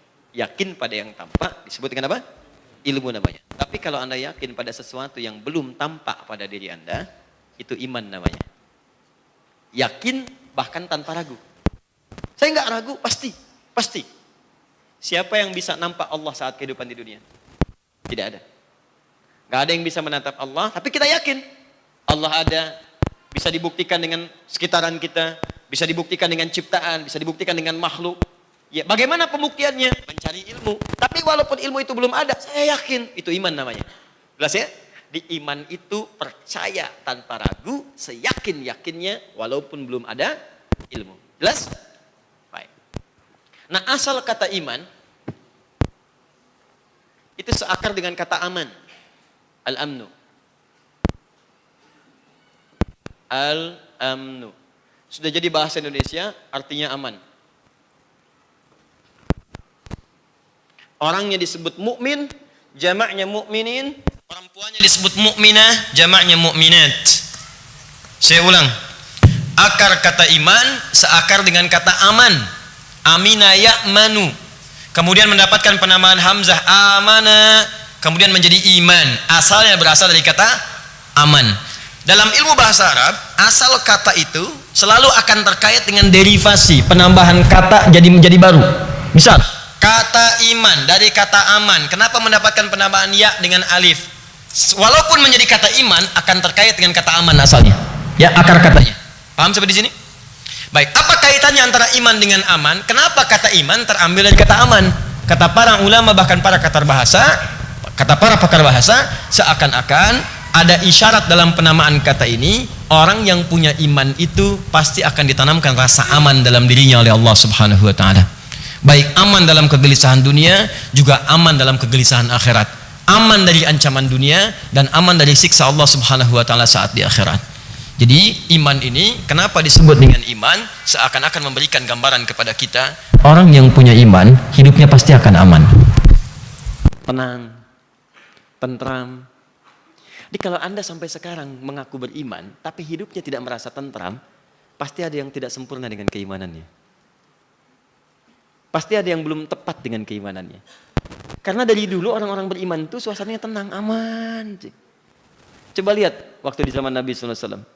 Sebelum beriman gelisah, sebelum beriman lisannya kotor, tangannya tidak baik, sampai ke ujung kakinya. Tapi setelah beriman, Masya Allah, kalimatnya lembut, hatinya damai, suasananya indah. Dan hebatnya, orang Islam datang kemanapun, tempat itu selalu berubah menjadi lebih baik. Silakan Anda cek. Datang kemanapun, satu orang Islam, datang kemanapun, pengaruhnya pasti baik. Antum pernah dengar namanya Tariq bin Ziyad? Tariq bin Ziyad. Yang pernah diutus sampai ke Andalusia, ke Spanyol. Ya, sampai kemudian beliau merapat di Jabal Tariq, Gunung Tariq, sampai sekarang dikenal dengan Gibraltar. Dari bahasa Arab, Jabal Tariq. Berhenti di situ, menatap ke 10.000 pasukannya. Kalau kalian mau berjuang, ke depan silakan. Wafat, syahid. Kalau mau pulang, silakan berenang. Kapal saya bakar semua. Di belakang ada maut, di depan ada maut. Cuman bedanya, belakang itu mati konyol, di depan mati syahid. Pilih mana? Dan tujuan syahidnya bukan untuk berperang. Tujuan syahidnya untuk membawa kebaikan di negeri Andalusia. Karena teman kita di sana sedang dizolimi. Jadi ada laporan bahwa raja di Andalusia berbuat zalim kepada rakyatnya. Masyarakatnya datang kepada Musa bin Nusair, gubernur Afrika. Gubernur Afrika. Dulu Afrika itu provinsi. Anda bayangkan. Afrika Utara, Afrika Selatan, Afrika Barat. Musa bin Nusair gubernur Afrika Utara. Gubernur Afrika Utara. Kepemimpinannya ada di Madinah khalifahnya. Jadi Afrika Utara itu provinsi. Anda bayangkan. Kebayang nggak Afrika Utara? Ada Mesir, ada Libya, ada Tunisia, Maroko, Aljazair. Itu provinsi dulunya. Gubernurnya Musa bin Nusair. Kedatangan perwakilan dari Spanyol, Andalusia. Mengadu, Raja Rodik ini dolim kepada kami. Ada rakyat yang dibantai, dibunuh, macam tolong kami, minta tolong. Dikirimkanlah kemudian pertama kali Intel dulu ke sana untuk melihat. Benar nggak? Ternyata benar. Tolong mereka. Dikirimkan 10.000 orang. Berhadapan dengan pasukan itu. Setelah bebas, bagus dan sebagainya, mau pamit pulang, diminta oleh mereka, tolonglah bertahan di sini, bantu kami untuk membangun negeri. Dibantu di sana. Kembangkan. Sampai bawa di bibit pakan dibawa ke sana. Bibit pakan terbaik dibawa ke sana. Makanya sampai sekarang kuda-kuda paling bagus di Spanyol. Ya, yang sekarang dikenal dengan alfalfa itu. Orang Arab bawa dulu, namanya kodba. Asalnya kodba namanya, sekarang dikenal dengan alfalfa. Itu pakan terbaik untuk hewan ternak sekarang, termasuk juga hewan-hewan tunggangan. Makanya kuda-kuda paling bagus, kuda Andalusia. Dulu istilahnya bukan kuda Spanyol, kuda Andalusia. Pakan dibawa sampai dengan kemudian ke Australia, sampai dibawa ke Brazil, sampai dibawa ke beberapa negara bagian. Makanya sapi-sapi paling bagus sekarang dari sana. Itu asalnya demikian. Kalau mau dibuktikan secara sejarah silakan lacak, ada. Ada. Ya, sebagian kawan kita membuat sekarang di Jonggol untuk menanam itu, mengembangkannya. Ya, Dr. Muhaimin Iqbal dan kawan-kawan tuh membangun di Jonggol untuk bisa ditumbuhkan kembali. Itu asalnya kita yang bawa. Anda bayangkan dibangun sampai jadi peradaban, usianya 700 tahun. Eropa di Spanyol yang dulu tidak ada apa-apanya. Pakaian begitu compang-camping, datang orang Islam memberikan kemudian pengaruh kebaikan, datang berubah, punya peradaban. Amr bin As cuma ekspedisi. Ekspedisi dari Mesir, Libya, Tunisia, terus begitu lewat selesai sampai ke Damaskus, Syria. Sampai di Damaskus, Syria, semua tempat yang dilewati Muslim dan punya peradaban. Nusantara coba lihat. Sampai kemudian orang Islam datang ke situ memijakkan kakinya, bikin kampung Islam. Dalam sejarah dikenal dengan kampung Arab. Menyebar. Sultan, negaranya kaya, tempatnya kaya, sampai disatukan menjadi Nusantara. Sampai negara kesatuan Republik Indonesia. Saya mau tanya pada Anda, siapa yang mensupport pertama kali negara ini, saham terbesarnya? Dari uangnya sampai punya pesawat. Siapa yang nyumbang uang, nyumbang emas pada saat itu sampai jadi pesawat? Apakah orang Aceh hanya memberikan begitu saja? Tidak, spirit keislaman mereka yang memberikan itu semua. Tanyakan pada saudara kita di Aceh. Apakah hanya nyumbang begitu saja? Tidak, spirit keislamannya lillah. Semua lillah, berikan, berjuang, wafat syahada. Makanya di dalam undang-undang kita disebutkan kalimat Allah atas berkat rahmat Allah yang Maha Kuasa. Dia orang Islam itu ada dimanapun pasti baik, Pak. Jadi minoritas baik, jadi mayoritas baik. Di mana antum pernah dengar di satu tempat orang Islam mayoritas kemudian berlaku zalim kepada yang lain? Hampir nggak pernah dengar. Silahkan cek. Selalu baik itu. Kenapa? Karena ada nilai keamanan dalam dirinya. Jadi antum harus bangga membawa nama Islam. Kemana-mana mesti bangga, tunjukkan kebaikan itu. Makanya kalau ada orang Islam yang tidak baik, yang kasar lisannya, kasar pandangannya, kasar tangannya, kasar kakinya, patut dipertanyakan di mana imannya. Karena iman itu kalau sudah ada dalam jiwa, itu mendorong pada yang baik, otomatis, pada yang aman. Makanya semua ayat dalam Al-Quran terkait dengan tindakan tubuh kita, itu hampir rata-rata dibuka dengan kalimat iman. Ya ayyuhalladzina amanu dulu, baru tindakan kita. Contoh, lisan. Quran surah 49 ayat 11 sampai 12. Ya ayyuhalladzina amanu la yasraq qaumin qaum. Hai orang-orang yang beriman, lisanmu itu kalau ada iman dalam dirimu, iman itu akan masuk ke lisan, lisan dibimbing berkata yang aman, jangan saling mencela. Artinya kalau ada orang pemilik iman, rajin mencela satu dengan yang lainnya, maka boleh jadi ada yang salah dengan imannya. Karena iman seseorang tidak akan menuntun dia berbuat maksiat. La yaghtab ba'dukum ba'dha. Jangan gibah, jangan gosip. Jadi kalau ada orang beriman dalam jiwanya, maka dia tidak akan membimbing lisan orang itu untuk bergosip sampai bikin acara. Ya, saya tidak kok Ustaz. Bagus. Tidak seperti ibu itu tuh. Sama. Quran surah kedua ayat 172 paling kiri pertengahan. Ya ayyuhalladzina amanu, awas hati-hati, kulu min thayyibati ma razaqnakum. Hei orang-orang beriman, yang pebisnis, yang pekerja, yang pengusaha, sepanjang ada iman dalam jiwamu, maka cari yang baik-baik, cari yang halal-halal. Makanya kalau ada orang beriman cari yang haram, pasti ada yang salah dalam imannya. Anda pengusaha, Anda beriman, tapi korupsi, iman Anda kemana? La yasriqul mu'min, indama yasriq fahuwa mu'min. Tidak mungkin orang beriman itu punya iman lantas mencuri. Maksud Nabi itu ketika kamu mencuri, iman kamu kemana? Hah? Ketika ada yang nyuri, ketika berbuat maksiat, imannya kemana? Jadi ini ingin menunjukkan bahwa pemilik iman itu pasti aman. Makanya kalau kita orang beriman, muslim, tunjukkanlah kenikmatan iman itu. Katakan yang lembut. Kata Nabi kan, man kana yu'min, iman dulu. Man kana yu'minu billahi wal yaumil akhir falyakul khairan aw liyasmut. Siapa yang merasa beriman, iman dulu kepada Allah dan hari akhir, katakan yang baik-baik. Kalau nggak bisa, diam. Makanya dimanapun Anda berkata, beraktivitas, Anda di kantor, katakan yang baik-baik. Di rumah, katakan yang baik-baik. Suami ke istri baik, istri ke suami baik, ke anak baik. Semua baik, tenang hidup. Katakan yang indah, yang baik. Katakan cinta. Oh, ini katakan putus. Ya. Pasti ada yang salah itu. Pasti ada yang salah. Nah, cukuplah dengan iman, hidup kita itu akan aman. Dan Anda mesti bangga. Kalau yang lain itu tuntunan syariat. Tapi nilainya membuat kita aman. Makanya Bu, bangga Bu, kenakan hijab. Bangga Ibu. Kenakan kerudungnya, kenakan hijabnya, jalan. Dan bikin aman orang. Jangan sampai ada gambaran bahwa, oh kalau berhijab, teroris. Oh, pakai cadar, ninja. Apa sih? Tunjukkan kepada dia, kita baik nih. Kita tolong dia. Ketika sulit kita tolong. Ketika ada bencana kita hadir di sisinya. Sehingga orang sadar dan bangga melihat orang Islam. Sehingga akan ada kesimpulan, yang pakai peci itu orang baik-baik. Yang pakai sorban itu orang baik-baik. Yang pakai jilbab itu orang baik-baik. Begitu yang kita buktikan. Dulu begitu. Sampai orang-orang Eropa itu bangga mengenakan pakaian muslim. Dulu ratu-ratu di Eropa pakai jilbab Bu, pakai kerudung. Ibu nggak percaya, buka kemudian. Buka aja di Google, ketik. Pakaian orang dulu, ratu ini, ratu Polandia, ratu ini, ratu itu. Buka oleh ibu, pasti pakai kerudung. Tuh, saking dahsyatnya pengaruh Islam zaman dulu. Sekarang kenapa ada perempuan muslimah kemudian merasa sungkan pakai kerudung? Aku belum siap. Bukan masalah siap tidak siapnya. Toh juga kalau sudah meninggal dikerudungin juga. Saya mohon pada akhwat dimanapun berada, jangan sampai nunggu wafat. Karena perempuan itu fitrahnya berkerudung. Sudah wafat pun dikerudungin juga. Kain kafan itu perempuan lebih satu untuk kerudungnya. Dikerudungin. Jangan bikin bingung malaikat lah. Udah meninggal ditanya, kamu siapa pakai kerudung? Hidup nggak pakai kerudung, wafat dikerudungin. Nah, itu fitrah manusia. Fitrah manusia selalu begitu. Ketika di titik nolnya itu selalu ingin dekat dengan Tuhan.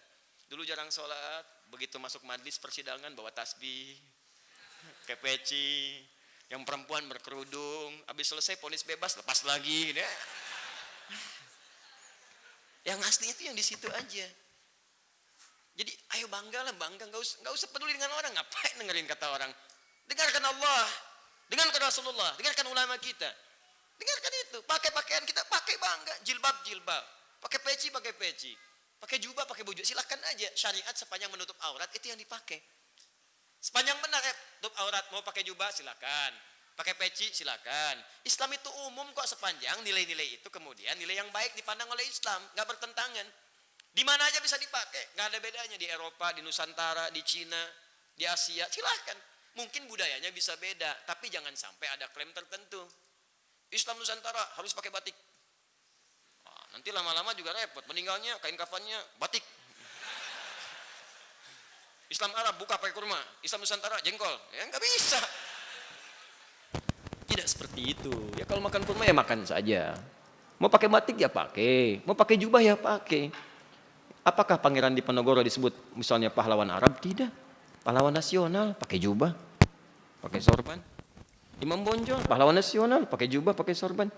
Tidak apa-apa, yang pasti itu dimanapun kita berislam dengan baik, tunjukkanlah nilai keimanan kita dengan membawa rasa aman dalam kehidupan. Jangan sampai hidup bertetangga, tetangga kita nggak aman karena keadaan kita. Ingat itu. Dan mungkin tetangga kita itu bukan semuanya muslim, ada yang non muslim. Anda tetangga dengan Kristen misalnya, nggak apa-apa, tampilkan nilai keislaman yang baik. Bikin dia aman tinggal di situ karena ada Anda. Jangan setiap Anda lewat dia takut. Kenapa? Ada yang bawa bom, tutup. Anda lagi dituliskan di belakangnya, mana kafir, mana kafir, mana kafir. Ya, nggak aman lah seperti itu.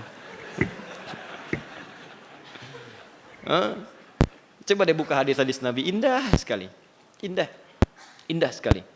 Siapa yang masak makanan, baunya tercium pada tetangganya, maka bagilah dia walaupun cuma hafal kuahnya. Nanti kita baca tuh hadisnya tuh. Supaya nggak salah praktek, Anda masak opor ayam, kuahnya bagi tetangga, Anda makan ayamnya. Nggak begitu. Yang pengen saya tanya, apa di hadis itu ada catatan misalnya, keterangan dari Nabi, kalau tetangga Anda Muslim? Nggak ada.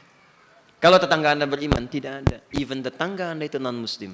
Anda Muslim, tetangga Anda Hindu, Buddha, Kristen, dan seterusnya. Anda masak, sampailah bau itu kemudian kepada tetangga Anda. Bagi dia punya hak dari situ. Bagikan.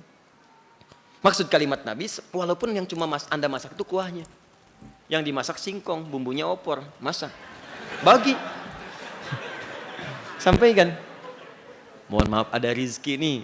Takutnya ente salah persepsi. Aneh punya masakan spesial. Memang singkong, tapi rasa ayam. Dan itu nikmat, kita bergaul biasa ya, tetangga kita bisa ketawa, yang Kristen bisa sama-sama, dia nikmati aja. Ya, yang Hindu, yang Buddha, jadi kita tuh enak nikmat hidupnya. Apa dikira Nabi tinggal dengan orang Muslim saja? Tidak. Dulu ada Yahudi, ada Nasrani, ada macam-macam. Bisa tuh hidup aman biasa saja. Kita tunjukkan bahwa kita itu aman supaya orang nggak takut, ya kan? Jangan sampai terjadi demikian. Anda bikin makanan, yang Muslim bagi. Yang Kristen lihat, Mas. Makanannya enak ya? Emang. Yang lain dibagi kok saya enggak? Anda kan kafir. Nah, itu enggak tepat. Paham ya? Itu baru bab hadis, belum bab fikih. Bab fikih itu lebih kompleks lagi. Bagaimana dengan hukum orang yang punya rumah makan? Terus di rumahnya masak. Ayo. Belum selesai itu. Waduh Ustadz, kalau saya bagi ke komplek, mana yang tersisa di rumah makan? Ayo coba lihat, sekarang kan banyak rumah makan siang malam. Tadi bangun siang malam muncul datang orang lagi, pagi sore. Siang malam, pagi sore, ada datang yang ketiga, begadang. Nah itulah iman.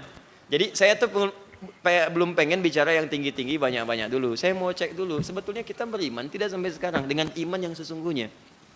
Makanya ketika kalimat iman dihubungkan dengan iman yang sesungguhnya, takwanya pasti muncul. Ya ayyuhalladzina amanu taqullaha haqqa tuqatih, dengan sebenarnya. Takwanya pasti muncul, karena takwa itu kunci iman, nanti kita akan lihat. Nah, jadi saya ingin ukur dulu, jangan-jangan kita selama ini hanya mengatakan beriman, tapi diri kita tidak aman. Dalam hadis-hadis yang akan kita bahas nanti akan ada ukuran. Awas, al-muslimu man salimal muslimun. Orang Islam yang baik itu adalah orang-orang di sekitarnya merasa tenang dari dia.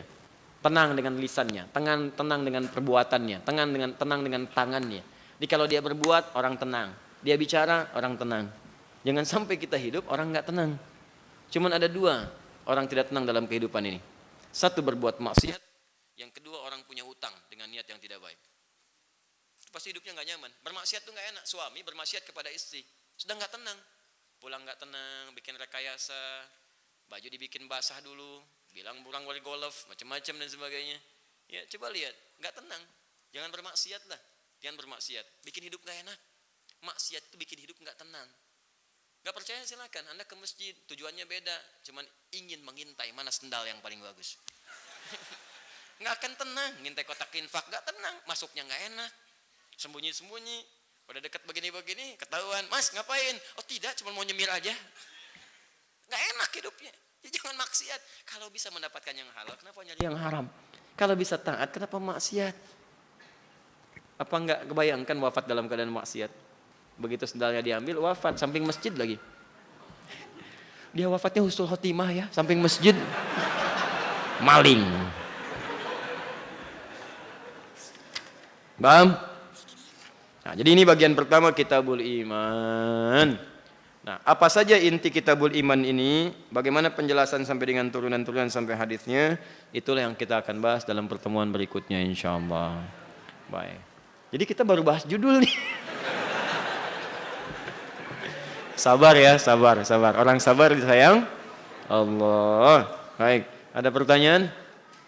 Oh, tidak ada kertas. Kalau tidak ada kertas, saya coba baca dulu satu ya. Ya, coba sekarang kita baca mukaddimah dulu ya. Kita baru judul nih. Jangan-jangan ntar pulang, tadi ikut pengajian, ya Ustadz Adi, ya bahasanya apa? Judul. Allahu Akbar. Baik, bismillahirrahmanirrahim. Kitabul Iman. Bab qaulun Nabi sallallahu alaihi wasallam buniyal Islamu ala khamsin. Bab yang menerangkan tentang sabda Nabi sallallahu alaihi wasallam, buniyal Islamu ala khamsin. Islam itu dibangun berdasarkan 5 fondasi. Wa huwa qaulun wa fi'lun wa yazidu wa yanqus. Iman itu, awas. Iman itu tergambar dari perkataan dan perbuatan. Wa huwa qaulun wa fi'lun. Iman itu terrefleksikan dalam perkataan dan perbuatan. Ini pengantar yang paling dasar. Betul, iman itu amalan hati. Di hati kita ada iman. Cuman kalau ingin melihat seorang punya iman atau tidak, maka lihat perkataan dan perbuatannya, kata Imam Al-Bukhari. Awas, Imam Al-Bukhari nanti memberi penjelasan pada kalimat Nabi ini, wa huwa qaulun wa fi'lun. Iman itu terrefleksikan nanti dalam perkataan dan perbuatan. Dia memang, awas, perbuatan hati. Iman itu kalau ingin lihat di mana? Di hati. Tapi kalau ingin lihat penampakan iman benar tidak ada iman, lihat perkataan, lihat perbuatannya. Jadi kalau ada orang mengatakan saya beriman, tapi perkataannya tidak sesuai dengan imannya, maka itu yang disebut dengan munafik. Dia mengatakan beriman, perbuatannya tidak sesuai dengan imannya, itu munafik, bahkan bisa kafir. Dia mengatakan saya beriman, tapi mengikuti ritual agama lain. Menyatakan Tuhan yang lain juga sama-sama Tuhan. Apalagi sampai mengatakan semua agama sama, menuju pada Tuhan yang sama, cuman caranya beda-beda. Itu kekafiran milenial. Awas, hati-hati. Awas, berbahaya. Saya selalu katakan, saya pilih sekuler, liberal dengan pluralisme, itu lebih berbahaya daripada kemusyrikan.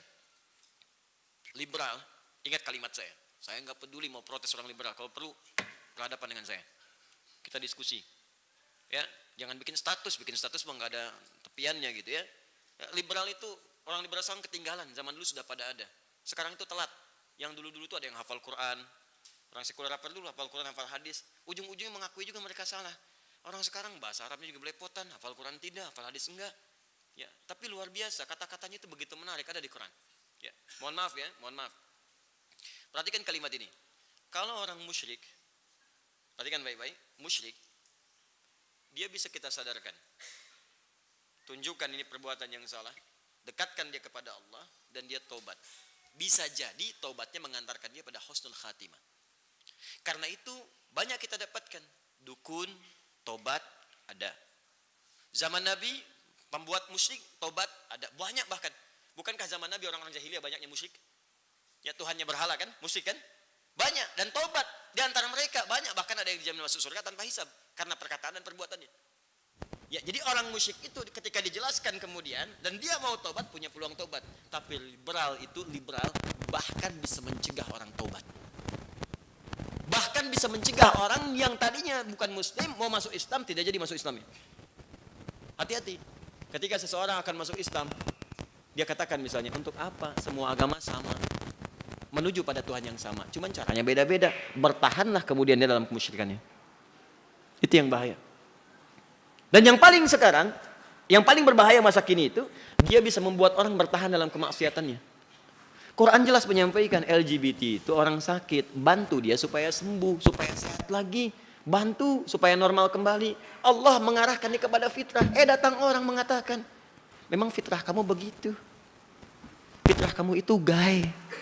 Fitrah kamu itu gay, homo. Demi Allah saya katakan yang paling berbahaya. Ketika Al-Quran merangkul dia untuk sembuh dan kembali menjadi baik, orang ini mempertahankan dia dalam keburukannya. Itu yang paling bahaya. Makanya hati-hati kalau ada orang seperti itu. Apalagi mengatakan semua agama sama, menuju pada Tuhan yang sama, patut diwaspadai. Ya, jauhi ceramah-ceramahnya, buku-buku jangan dibaca. Jangan bikin seminar memfasilitasi orang-orang seperti itu. Buang-buang segalanya. Dan Allah sudah mengatakan dalam jelas Quran surah keempat ayat 140. Laqad nazzala 'alaikum fil kitab an idza sami'tum ayatillahi yukfaru biha wa yastahza'u biha. Ada seseorang memutarbalikkan ayat-ayat Allah atau mengolok-olok orang beriman. Di ayat-ayat dipotong-potong untuk membenarkan kalimat-kalimatnya. Ngambil sebagian ayat, potong. Ini dalilnya. Cuma dipotong aja. Kata Allah, fala taqudu ma'hum, jangan sertai orang itu. Jangan dengarkan ceramahnya, jangan baca bukunya, jangan dengarkan radionya. Tutup semua, tinggalkan dia. hatta yakhudhu fi haditsin ghairi. Ini pun indah kata Al-Qur'annya. Bukan kalian dipacu untuk bermusuhan kata Allah, tapi supaya dia sadar kalau diisolasi dia sadar bahwa dia itu salah. Di TV ada siarannya, jangan ditonton sampai ratingnya turun. Sampai oleh TV nggak ditayangkan lagi. Dia sadar ada yang salah dalam diri saya. Dia berubah. Setelah berubah rangkul lagi. Indah Islam itu tidak mengajak bermusuhan tapi merangkul. Tampilkan kecuali dia memang memusuhi dan menzalimi. Bawa pedang, sudah mengancam, bawa senjata, ya keluarlah jihad mempertahankan diri, mempertahankan iman. Jelas ya? Di jihad itu bukan, awas, jihad bukan menyerang orang, bukan membom sembarangan, bukan nembak. Ya, dengan kreativitas apapun, bom panci, bom teko, bom kulkas, bom macam-macam, nggak ada. Aman lah orang Islam itu insya Allah. Paham ya? Jadi qaulun wa fi'lun. Orang beriman itu bisa dilihat di perkataan dan perbuatannya. Jadi kalau menyalahi nilai keimanannya di perkataan itu, Allah Tuhan, kata dia semua Tuhan, berarti ada yang salah. Kita perbaiki, minimal kita doakan dulu. Allah Tuhan, tapi datang-datang ke tempat ibadah agama lain, ikut-ikutan kemudian mengerjakannya, ada yang salah dalam iman, yang minimal munafik. Makanya ulama-ulama kita dulu termasuk Syekh Muhammad Hashim bin Asy'ari, Hadratus Syekh, pendiri Nahdlatul Ulama, 31 Januari 1926 memasukkan bab ini langsung di kitabnya. Saya hafal kitabnya yang nomor 2 Risalah Ahlussunnah wal Jamaah. Ya, yang di bab di halaman 9 itu tentang faslun fi dhuhuril bid'ah fi ardi Jawa. Pasal tentang awal munculnya bid'ah di tanah Jawa. Itu tentang akidah.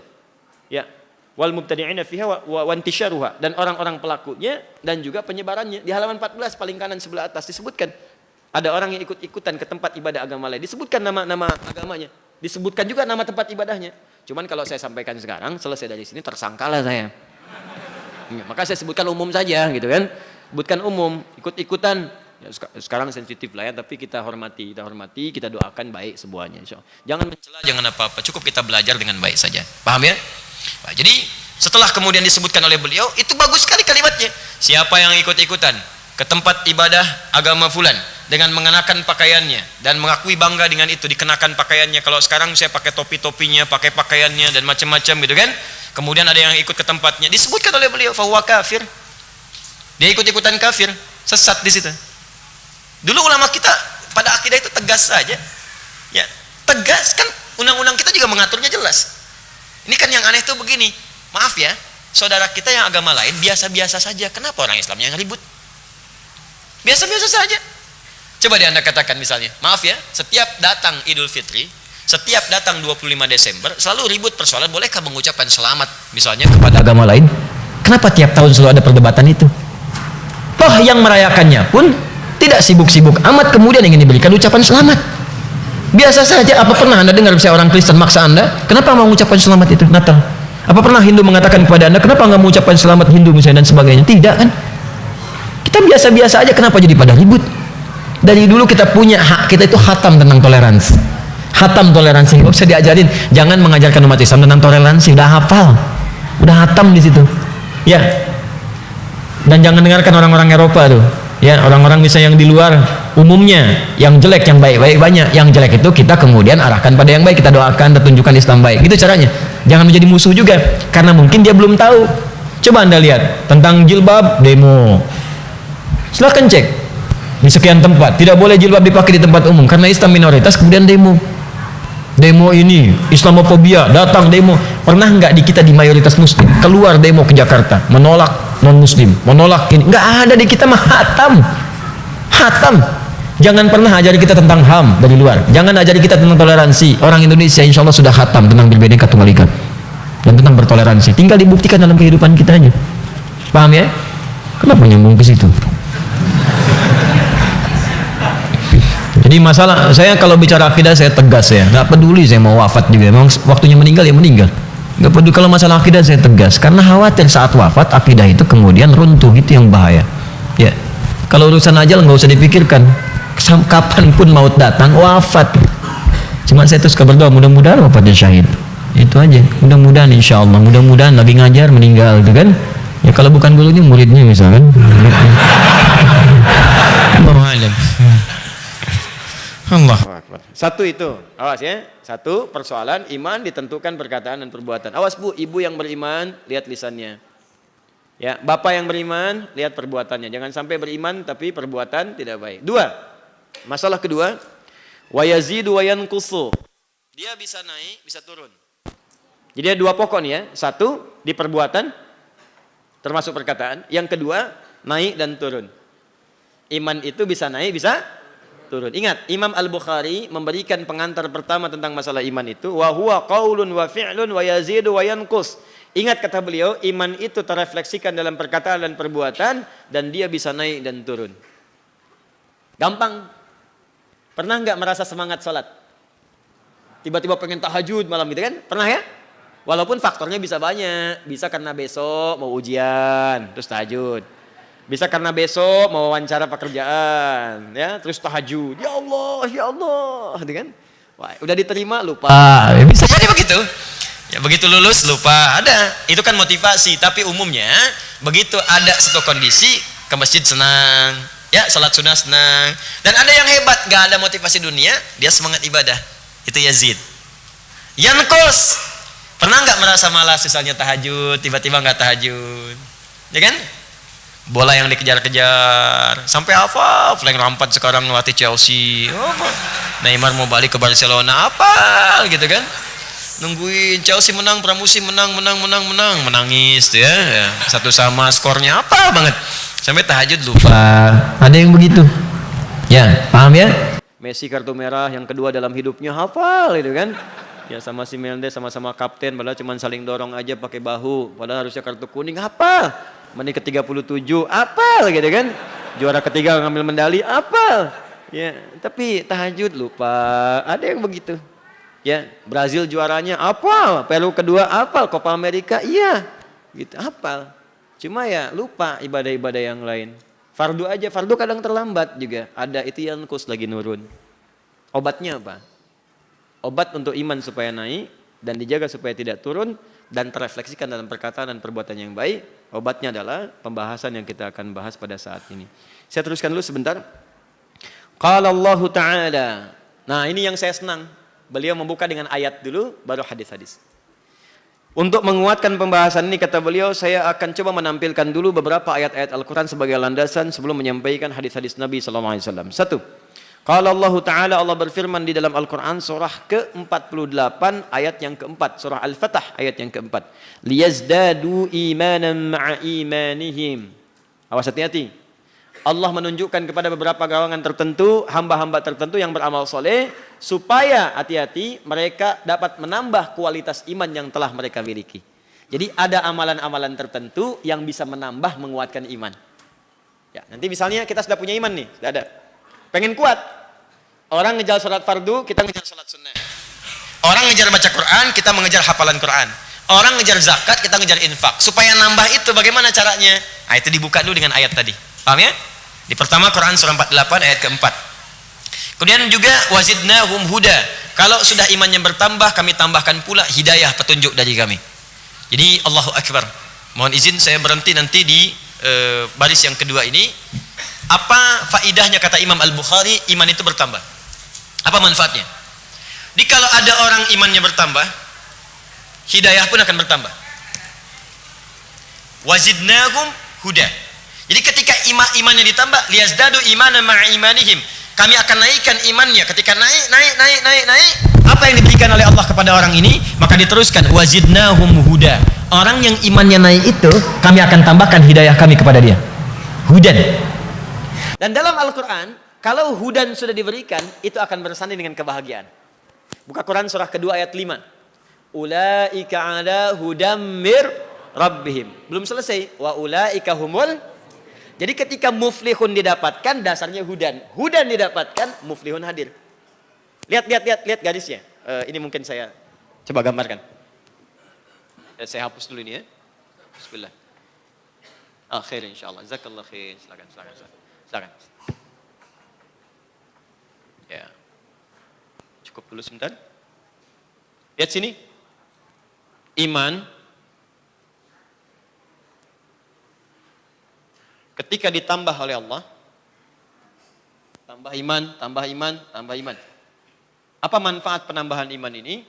Teruskan rumusnya dalam Al-Quran, maka akan ditambahkan hudan. Ini tulisannya hudan. Wazidnahum huda. Pada orang yang imannya menguat kami tambahkan hudan. Hudan ini jama' dari hidayah. Jama' dari kata hidayah. Hidayah bentuk tunggalnya. Singular. Tunggal. Ini istilahnya ya, awas jangan cari istilah lain. Bentuk jomblo dari kata hudan, hidayah, kan? Tidak. Ya, itu istilah yang berbeda. Hidayah, jamaknya apa? Hudan. Kalau jamak itu banyak atau sedikit? Banyak. Kenapa hidayah dijamakkan menjadi banyak? Karena hidayah itu jenisnya banyak. Hidayah itu bisa berarti solusi dari masalah. Awas hati-hati. Hidayah itu bisa berarti kekuatan beramal soleh, semangat untuk beramal, spirit untuk beramal. Hidayah itu bisa berarti jalan menuju kesuksesan. Solusi dari semua masalah. Jalan menuju kesuksesan. Jadi ada apapun, mau mengerjakan apapun, ada jalannya, sukses. Mau mengerjakan ini, sukses. Proyek ini, sukses. Allahu Akbar. Dan yang paling indah, nih ada spirit amal. Walaupun dia bekerja misalnya, sibuk di kantor, tapi senang sholat duha, senang. Mau rapat, duha dulu. Nunggu rapat, baca Al-Quran. Kan jarang-jarang dapat orang seperti itu. Tapi ada gitu, ada. Demi Allah saya katakan ada orang begini. Jadi mau rapat dia bawa mushaf tuh. Masya Allah. Begitu dimulai, ayo kita mulai dengan baca bismillah. Semoga hari ini Allah berkahi rapat kita. Masya Allah. Seperti Allah firmankan dalam Quran surat sekian ayat sekian, posisi paling kiri sebelah atas. Itu berlebihan. Nah, lihat sini. Hidayah bisa berarti solusi. Hidayah bisa berarti spirit untuk beramal. Hidayah bisa berarti sukses. Minimal 3 hal ini. Banyak lagi yang lain. Kalau kita kumpulkan semuanya, semua makna ini, yang banyak kita kumpulkan jadi satu, maka berubah maknanya dari hidayah menjadi hudan. Paham? Artinya, ketika orang itu imannya kuat, naik, mendekat kepada Allah, liyazdadu imanan ma'a imanihim, zidnahum huda, kami tambahkan hudan. Artinya, kalau iman semakin naik, maka Allah akan berikan anugerah hudan pada dirinya. Ini ada solusi. Jadi setiap punya masalah, ada solusinya. Bukan gak punya masalah, setiap ada persoalan, sudah Allah ringankan. Dia seakan-akan gak punya masalah. Dia orang beriman tuh begitu hidupnya. Jadi kalau Anda mengaku beriman dan larut dalam persoalan, selalu gelisah, di rumah gelisah, di kantor baru gagal satu proyek, sudah meratap, Masya Allah cari-cari baygon, ya, untuk apa? Ini menandakan ada yang salah dalam imannya. Ya, ibu ada masalah sedikit dengan rumah tangga, baru tadi malam masalah, jam 2 udah bikin status di media sosial. Untuk apa? Semoga Allah menguatkanku, ditulis di Facebook. Untuk apa? Tolong aminkan ya ukhti. Apa? Doa kok di Facebook aneh. Doa tuh hamparkan sejadah, ngadap kiblat, berdoa. Engkau pasti bermaksud baik kepadaku ya Allah. Tulis. Untuk apa gitu? Gak ada solusinya. Cuman membuka aib Anda kepada orang lain. Terus ditungguin komen muncul pertama, cening, lucu kenapa?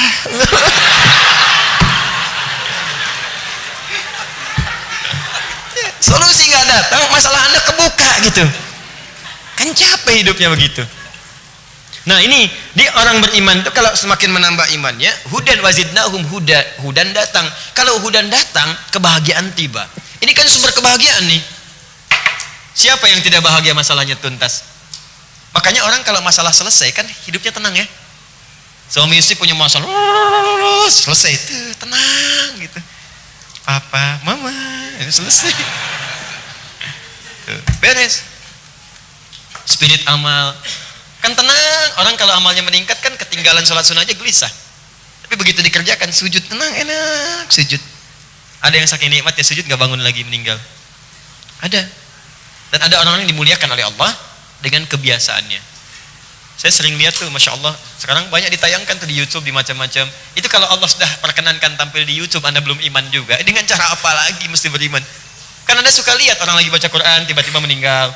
Orang sholat jatuh, orang sujud jatuh.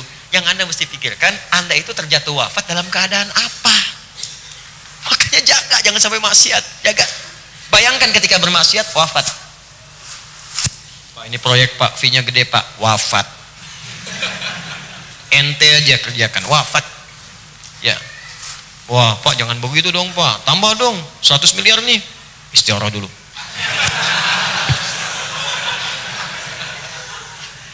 Jadi kalau sudah mendapatkan ini semua pasti bahagia. Bahagia itu dalam bahasa Arab disebut dengan aflah, namanya aflaha, agak sukses. Kalimat aflah ketika disebutkan di Quran kembali lagi ke iman. Makanya orang-orang beriman itu pasti dapat aflah. Turun surahnya langsung, surah 23, surah orang beriman, surah orang yang punya iman. Orang yang punya iman disebut mukmin. Emang yang beriman satu orang saja? Tidak, banyakkan, jamakkan, mukminun.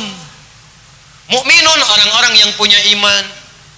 Ketika dibuka surat itu, surah ke-23 Quran, surah ke-23, baca ayat pertamanya, qad aflahal mukminun. Orang-orang punya iman itu hidupnya pasti bahagia. Karena ketika imannya dinaikkan oleh Allah, datang hudan, punya masalah selesai, beramal semangat, bekerja sukses, wah ideal lah pokoknya hidupnya, nikmat.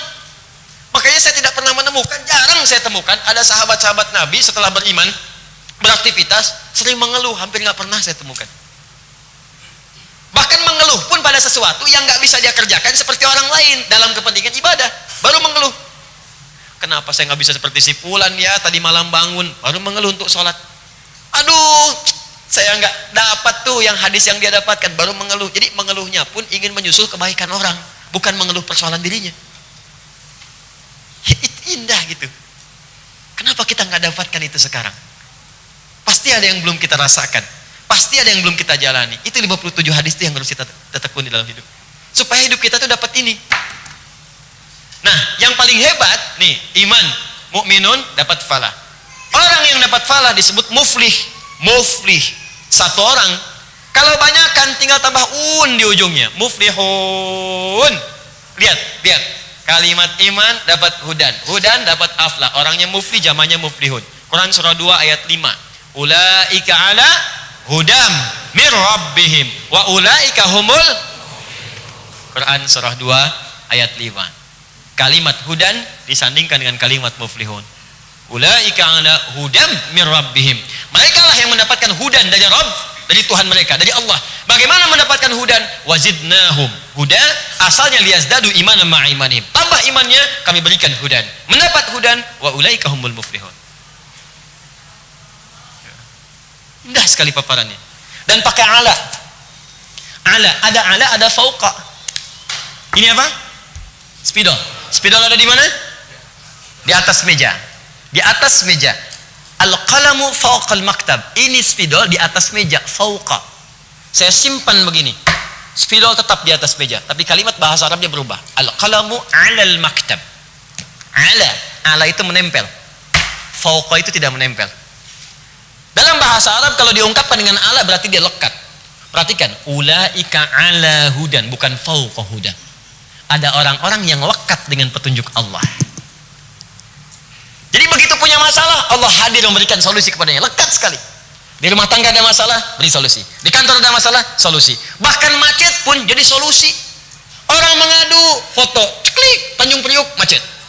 Pim, dasar lampu merah. Merahnya lama, hijaunya sebentar. Keluhan. Orang ini solusi. Alhamdulillah macet, ya Allah, bisa dengar murattal.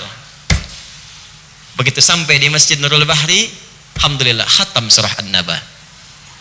Sampai Nurul Bahri, khatam An-Nazi'at. Yang hebat ada yang menggunakan macet untuk menghafal Al-Quran. Alhamdulillah. Begitu sampai Nurul Bahri tadi macetnya, alhamdulillah Allah berikan macet, saya khatam satu surah. Allahu Akbar, luar biasa. Surat apa? Al-Ikhlas. Gak apa-apa, nikmat. 5 ayat. Saya mau ngasih share aja untuk kita ya. Kenapa kita tidak memulai hidup baru? Maksudnya cara baru dalam berkehidupan. Antum kan bekerja ini pasti lewatin kemacetan, lewatin lampu merah. Kenapa nggak dihitung? Lampu merah ini dalam sehari satu ayat. Lampu merah pertama mendengarkan bacaan yang benar. Lampu merah kedua diikutin. Ketiga saya hafalkan. Kan bolak-balik 10 lampu merah. Satu hari 1 ayat, satu hari 2 ayat, satu hari 3 ayat. Kalau antum bisa begitu, Allahu Akbar. Antum selesai bekerja, pensiun, hafal Quran antum. Ini antum nih yang sudah selesai bekerja, apa yang antum kerjakan selama hidup kalau cuma mengejar dunia saja? Antum yang di kampus juga begitu, wisuda plus dapat mahkota Quran. Bikin perubahan sekarang. Di kampus manapun Anda kemudian belajar, tanamkan dari sekarang, hatam Quran saya, hafal Quran. Minimal kalau belum mau menghafal, baca berapa kali hatam Anda. Sehari misalnya 1 halaman, setiap berangkat, pulang 1 halaman lagi. Biasakan baca. 624 halaman. Ya 2 tahun hatam Quran kalau cuma baca. Kalau mau menghafal, Allahu Akbar. Begitu di wisuda statusnya naik. Dan ingat kata-kata saya ini ya. Jika Anda di wisuda membawa Al-Quran, walaupun di kampus umum, maka seketika itu Allah akan muliakan Anda. Dan itu kemuliaan akan dititipkan bahkan di kampusnya. Disebutkan minimal Anda dan tiba-tiba datang. Sekarang Allahu Akbar, yang di wisuda itu ketika dia hatam Al-Quran, itu Allah tidak akan ridho sekedar dia selesai saja. Tiba-tiba di mulut lektornya langsung disampaikan, orang ini karena hafal Al-Quran kami berikan beasiswa untuk S2-nya. Dan yang paling dahsyat bukan kalimat lulusnya. Kalau yang lulus banyak, IPK 4 gak usah bangga, banyak yang 4 itu. Tapi yang dahsyat, Ananda Fulan bin Fulan, Fulanah binti Fulan, lulus di Fakultas Kedokteran dengan IPK 4,00 dan dalam kuliahnya Masya Allah Adinda telah menyelesaikan hafalan Quran 30 juz. Yang tembus ke dalam relung jiwa kita, semua orang yang hadir bahkan pada wisudawan, bukan karena lulus dengan 4-nya, tapi karena kalimat Al-Qurannya. Itu yang dahsyat. Coba rubah kehidupan kita. Makanya kalau iman itu naik, hidayah datang, kebahagiaan itu tiba. Tapi pertanyaannya Ustaz, bagaimana cara saya menaikkan iman itu supaya naik? Itu nanti yang akan kita bahas di pertemuan berikutnya insya Allah. Ya, jadi kita agak lumayan ya, judul sudah dan mukaddimah 2 baris. Insya Allah. Nah kalau cuma terjemahan nggak dapat syarah seperti tadi, jadi saya harus bawa kitab untuk menyampaikan itu. Tapi nanti ini tahu nggak? Ini kitab 4 jilid, setiap jilid besarnya begini, harganya 350.000. Saya nggak punya toko kitab, saya bukan promosi, saya bukan mau jualan, saya cuma mau bandingkan. Antum ngisi pulsa berapa dalam sebulan? Untuk kuota untuk macam-macam. Ini kuota seumur hidup, dibawa-bawa lagi. Nggak ada yang habis buku selama sebulan langsung habis. Siapa yang mau makan ini? Hisab di hari kiamat. Meninggal kitabnya masih ada, baca orang lain lagi. Bawa, beli oleh antum. Bahasa Arabnya kalau bisa. Begitu datang kajian, lihat, saya terangkan, buka, tahu cara bacanya. Ya, saya bacakan, baca, kasih catatan pinggirnya. Tut. Antum pun bisa baca, bahasa Arabnya bisa, baca hadis yang benar, paham juga, ada rekamannya. Nanti ketika anaknya lahir, tumbuh dewasa, belikan kitab, jangan kitab antum, kitab yang baru, yang nggak ada catatannya. Nah, belajar Al-Bukhari sama papa, sama mama, buka. Papa terangkan, baca, bukan begitu cara bacanya, begini cara bacanya. Pahami ini. Belum tahu? Nih catatan mama, catatan papa. Bukakan. Jadi manfaatnya banyak. Oh, luar biasa Pak ya, Maya, persis seperti YouTube-nya Ustadz Adi. Ketahuan modalnya ini. Saya kira itu yang coba kita bahas dulu. Saya sampaikan informasi sebentar, izin. Yang pertama, insya Allah sore ini kita akan lanjutkan kajian kita di Masjid Al-Ihsan Jakarta, di Al-Ihsan PTM, ya, kemudian VJS untuk kajian ulumul Quran. Jadi saya pengen di sana Al-Qurannya, di sini hadisnya, sana Qurannya, sini sunnahnya dia, dan kita bisa menyebarkan itu. Kita akan masuk kepada materi pendalaman makna Al-Quran, sudah masuk ke tafsir sekarang, perpaduan tafsir dengan ulumul Quran. Yang kedua, saya infokan bahwa alhamdulillah sudah masuk ke kami beberapa pendaftaran untuk karantina, ada yang juga daftar langsung. Itu akan dimulai di Agustus nanti insya Allah, ya, di bulan depan kita akan mulai untuk yang 30 hari. Ikhwan akhwat sudah ada tempatnya, jadi menghafal Quran 30 hari 30 juz. Dan berita baiknya di bulan ini, akhir bulan ini akan datang utusan dari Sudan, khusus dari pesantren terbesar di Sudan untuk menghafal Quran. Ya, datang ke kita, ingin kerjasama, terus membangun juga cabangnya di sini. Jadi nanti insya Allah metode Sudan untuk menghafal Quran nanti ada metode Sudan, ada metode Libya di kita. Libya itu menghafalnya pakai lauh, kayak papan. Jadi dituliskan. Jadi kalau sudah hafal, hapus. Jadi antum tuh hafal Quran dengan tulisannya, dengan keadaan mushafnya, dan itu bisa menuliskannya secara langsung. Nanti kita akan bagi itu, insya Allah dibuka untuk Agustus. Ya, untuk yang trainer saya kira sudah diseleksi dan mudah-mudahan nanti diumumkan. Dan nanti ada waktunya kita mulai belajar di tanggal 22 Juli di bulan ini insya Allah. Kemudian yang ketiga, yang terakhir, sudah masuk ke kami yang program untuk da'i itu ada sekitar 113 dari 500-600 yang diseleksi, dan itu hanya diambil 10 orang saja mewakili beberapa provinsi. Insya Allah bulan September akan diberangkatkan. Kami sudah kirimkan namanya, sudah masuk mungkin ke kedutaan, dan insya Allah teman-teman bulan 9 akan kemudian diberangkatkan. Itu baru awal kerjasama. Nanti yang periode tahun depan ada 50 sampai dengan 100 orang. Yang terakhir, yang ketiga, bagi Anda yang lulus ke Sudan, insya Allah bersiap-siap, kami akan berangkatkan. Filenya sudah siap, ada 25 orang, dan itu nanti kami tanggung insya Allah untuk tiketnya, untuk berangkatnya ke sana. Nanti berangkat 2 pekan setelah Idul Adha. Ya, dan terakhir bagi yang kemarin orang tua keluarganya, anaknya lulus di Turki, kami kirimkan tiket khusus spesial supaya mereka bisa mengunjungi keluarganya. Insya Allah Jumat mereka berangkat, Sabtu sampai di sini sehingga bisa bertemu dengan keluarganya masing-masing untuk liburan sampai dengan 2-3 bulan ke depan. Saya kira itu yang saya sampaikan, semoga bermanfaat. Dan terakhir untuk ini pertanyaan-pertanyaan, mohon izin nanti saya jawab di channel khusus. Saya sudah menyiapkan 2 channel sekarang. Channel yang pertama di YouTube untuk Adi Hidayat Official, itu untuk menjawab pertanyaan-pertanyaan yang masuk. Kadang-kadang tidak bisa setiap waktu saya jawab, jadi saya khususkan di situ. Jadi nanti teman-teman yang bertanya ini saya jawab di situ, saya kumpulkan. Nanti yang acara TV ini sekarang sedang maintenance khusus di akhir TV nanti. Ya, di akhir nanti tampilannya seperti TV-TV mainstream sekarang, 24 jam nanti ada tampilan-tampilan, dan itu nanti kita launchingkan supaya nanti semua tahu ini TV, yang ini untuk official. Ya, jadi kalau ada sekarang untuk sementara talim-talim tersambung live di official, nanti insya Allah kalau sudah siap yang maintenance ini kita akan launchingkan. Jadi nanti kita akan sampaikan, ini 24 jam ada program menjadi ahli Quran. Kan di luar ada bedah rumah kan, di kita ada bedah penghafal Quran. Nanti misalnya ya, kita akan lihat yang maaf, yang otaknya divonis lumpuh, yang matanya nggak bisa lihat, yang anak-anak, yang orang tua, ada acara Quran, ada talk show, ada macam-macam. Kemudian kalau Anda ingin ke Bekasi, ingin berjumpa dengan kami, dengan saya, mau ngobrol, mau apapun, waktunya sudah kami alokasikan. Jadi jangan datang di waktu saya nggak ada. Ya, saya sudah sampaikan waktunya. Udah ada, nanti tinggal dicek di jadwalnya. Kami jadikan hari Kamis, pekan ketiga dan keempat.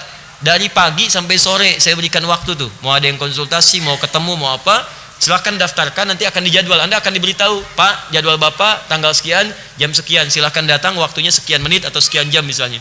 Saya sudah berikan jam 10 sampai jam 3 di setiap pekan ketiga dan keempat setiap bulan.